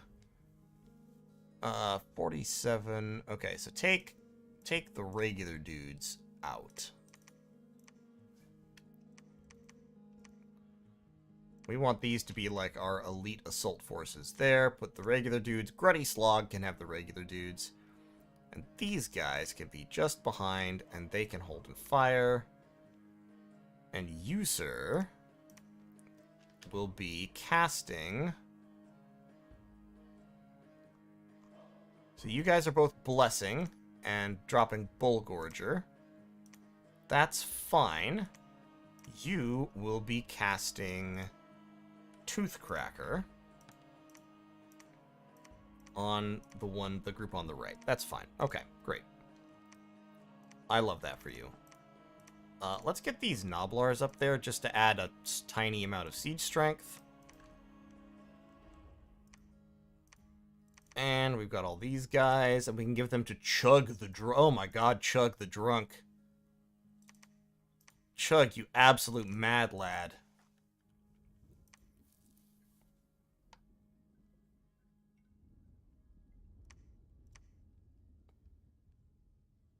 Okay, pit fighters, that's fine. So Chug the Drunk here is gonna make his own way down towards Altdorf.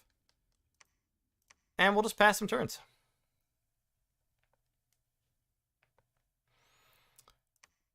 But Noblar Scout defeated. Oh, Ulthuan attacked. Okay. And the Shadowseer retreated. Great. Altdorf is almost down. So the elves, I need to get my Shadowseer. Where'd he go? Where'd he... There he is. Eulzar. Yeah, just run away. That's fine. And we'll get some Iron Fists. Wow, we're getting 4 Iron Fists a turn out of Helmshire. This is a province right here. I do want to build a fort there. I'm not even sure Chug the Drunk is going to get down to Altdorf before we crack into it, to be honest. I'm not even doing my blood economy right now, because we're wrapping up here. It's been about 3 hours, long enough. Oh, they sallied. Or possibly an army. Oh, they brought in that army to attack us.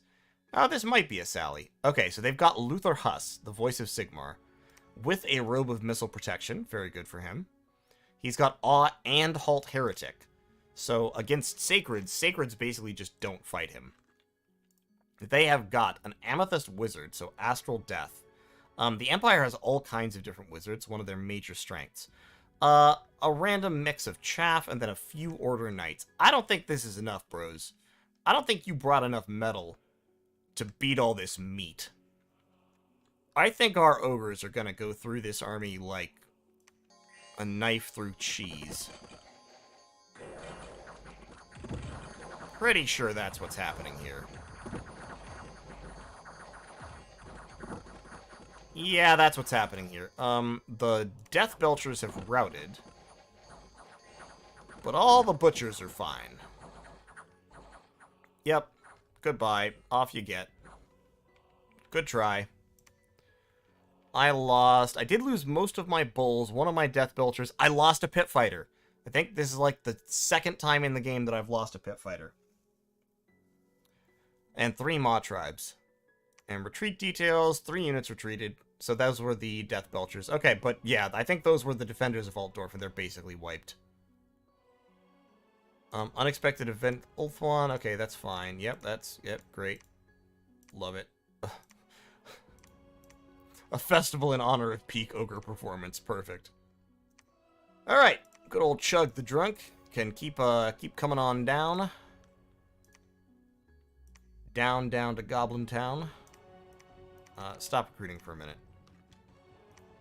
Don't recruit that either. I'm just going to build a palisade for fun. It's not going to be used for anything.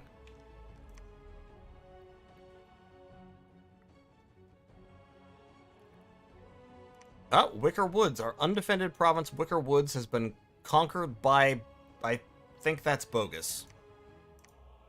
Oh, just random visiting heroes. Okay, that's fine. Lack of supplies in Dragonscale Mountains. Oh, no. We're short of supplies. Scrot, why are you here? Did I move you here? Did I tell you to be here, Scrot? Get down there into Altdorf. Get down into Altdorf. And kill those Imperial scum. Alright, let's see if we can take them both. So, Altdorf has been breached. We got another Yeti Shaman. Our Noblar Scout somehow killed 4 Flagellants of Ulthuan.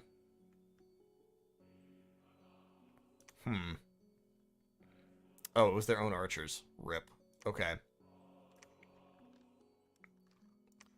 Oh, look at that. Ulthuan has raised a mighty army to relieve the siege. With a Necromancer at 80 Long Dead. Oh, they've recruited mercenaries. Yeah, they recruited Nurgash's Damned Legion to try and raise the siege of Altdorf. Oh, those poor elves. They're so desperate. Alright, let's get Chug and Scrot set up with Toothcracker casts. Hold an attack. Hold and fire.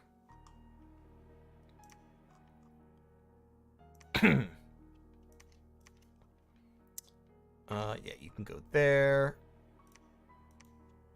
You guys can go there. And what I'm going to do is actually, I'm going to separate out the non-sacred units real quick. So I'm going to have 2 groups that are basically just sacreds. And then I'm going to have a gang of normies in the middle with the guns behind them. And so then Scrot can go up there, and Chug can go down there. And we've already got Rug Manblight up to the north. That's fine. So then the top group can actually be bigger. There we go. Okay. Great. Storm the castle. We will storm Altdorf. And then, like I said, hopefully next turn we will be able to storm Ulthuan. Although this giant pile of Long Dead might come and try to save Ulthuan. I wouldn't be totally surprised if they did that. But Ripper is giving fucking +3 morale to all his guys. Which is sort of hilarious. Yeah. I think we probably just... Here, Slug, you take them. You can put them in a line. That's cool. And then we can have 2 gangs. We can have 2 frontline ogre gangs there. We can have the line of guns. We can have these guys up front where they can die. Ripper will be in the back. Ice Fang, you be down there doing something. Whatever suits your fancy. Alright. Let's check out the Siege of Altdorf. Or rather, the Assault of Altdorf. Battle at the Fortress of Altdorf. So what have we got? Their province defense is archers. And inside they have got Faustus the War Altar. That's their prophet. Did they make a War Altar of Sigmar their prophet? They've got Saule the Davies of the Sun with Fire 10 and 1,000,000 fire gems. That's actually horrifying. They've got Luther Huss. They've got a Nobleborn. They've got a Celestial Wizard, Amethyst, Celestial, Gray, Gray Wizard, Celestial Wizard, Gold Wizard. Couple of Jade Wizards. They've got a lot of wizards, is what I'm saying. These guys are basically all wizards down here of different flavors. A whole bunch of summoned wyverns, several ogres. I think we still win this just by brute force. I don't think the wizards can stop us.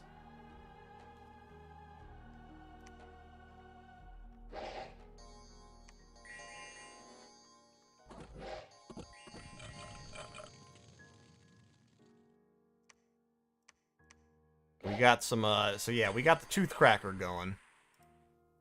So our various don't we? Do we not have Toothcracker going? What's going on? Scrot, did you not cast Toothcracker a whole bunch? Current natural protection 10? That's not right. Okay, yeah, we did get Toothcracker on some of them. Not all of them. 25 protection, that's what I want to see. 25 prot on Ogre Pit Fighters, great. Okay, there we go. Oh my god, the Davies of the Sun is just charging. The god of the Empire is charging into melee like an absolute madman, and he's dead.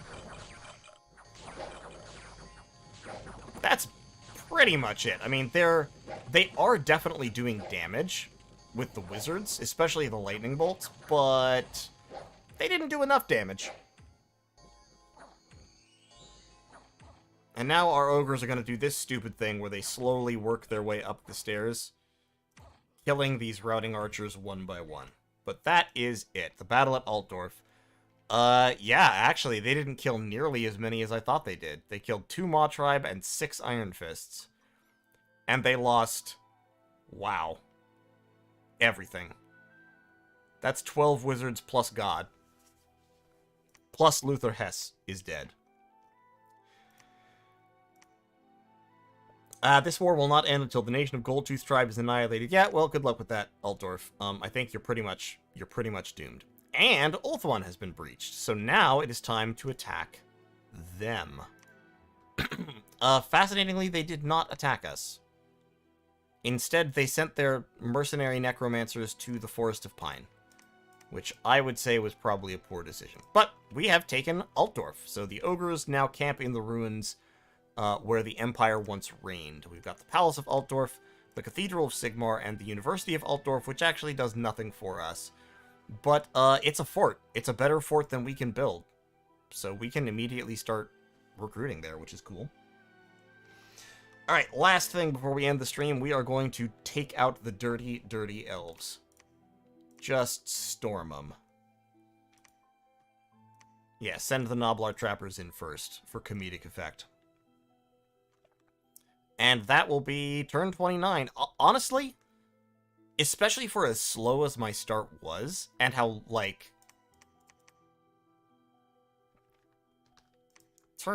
That's pretty impressive. These guys are kind of hilarious. Fucking ogres. Alright, what's in the Fortress of Ulthuan? What do they have waiting for me? Not a lot, to be totally honest. They've got Telean the Prophet, several other anointed. They've got a couple of Lore Masters of Hoeth, which are dangerous. They've got a Priestess of Isha, also quite a powerful mage. A Handmaiden of the Everqueen. They've got 1 Smith Priest. a white lion with a Tracian long axe, a lion chariot, which is a very cool unit, albeit it does not trample like most chariots do. And a bunch of fire snakes, another handmaiden. Okay, I think we roll over these guys just like we did Altdorf. We'll send in the... Ooh, my god. Those elven archers, with their longbows, they are absolutely murdering the Noblar trappers. But that's fine. The Noblar trappers are here to get murdered. We're not really concerned about them so much. Alright, the Noblars are running. And the ogres are charging. Those guns are really good at clearing out the gate. They really did clear that. This Maw Tribe ogre has every affliction. Wow. I'm so sorry. I wonder what it is that's webbing them. That might be a spell, actually. Alright, but the ogres are berserk. They will not run. They're gonna charge home against the elven wizards, and I think they're gonna kill them. This lore master is putting up a really damn good fight, though. And so is Kuleth the Archdruid, who is lucky. Has... Yep, the champion's headband and the champion's cuirass, so he has 2 points of awe. Okay, it's possible that he beats us, actually. It's possible that he just beats us. Yep, he beat us. Wow. Congratulations to the elves. That was impressive. Okay. We finally ran up against something that could beat us, and it was, God. It was the Archdruid, spamming, his bolts. The elven archers on the in the province defense also got a lot of kills, because they are very, very good archers. The wyverns got a few. The lore masters of Hoeth, one of them that died, I think he took 2 ogres with him. And then, yeah, the anointeds got some damage with their ceremonial flame strikes. And the Archdruid, he did a lot of damage with those spamming that shockwave. And so he weakened a lot of ogres for the others to kill. So good job. Good on him. I still think we've got the elves doomed, but they did manage to hold us off. So congratulations. But in any case, that is going to be the end of this stream. I hope this has been interesting. I really like stuff like this every now and then. Like, I'm still recruiting. Am I still recruiting Noblars? My god. It's not something that I do a lot, or that I feel the need to do, you know, all the time. But I do enjoy mods like this. Somber has done a really, really good job with it. I really enjoy the ogres and all the other factions I've played. I played the Skaven back in the day. I've played dwarves at one point. And I'm having a lot of fun with the ogres. Obviously, as you know, Blood Nations are not really what I do most. But they're fun. And the ogres are an interesting implementation of a Blood Nation with a lot of cool national stuff. So you don't really have to do a lot of the same stuff that Blood Nations always do. Your micromanagement at least gets you interesting results, which I think is really good. And, of course, I am still eagerly awaiting the release of Total War Warhammer 3 in about 10 days. And tune in for streams and all that fun stuff then. But thank you all so much for watching. And I will see y'all next time.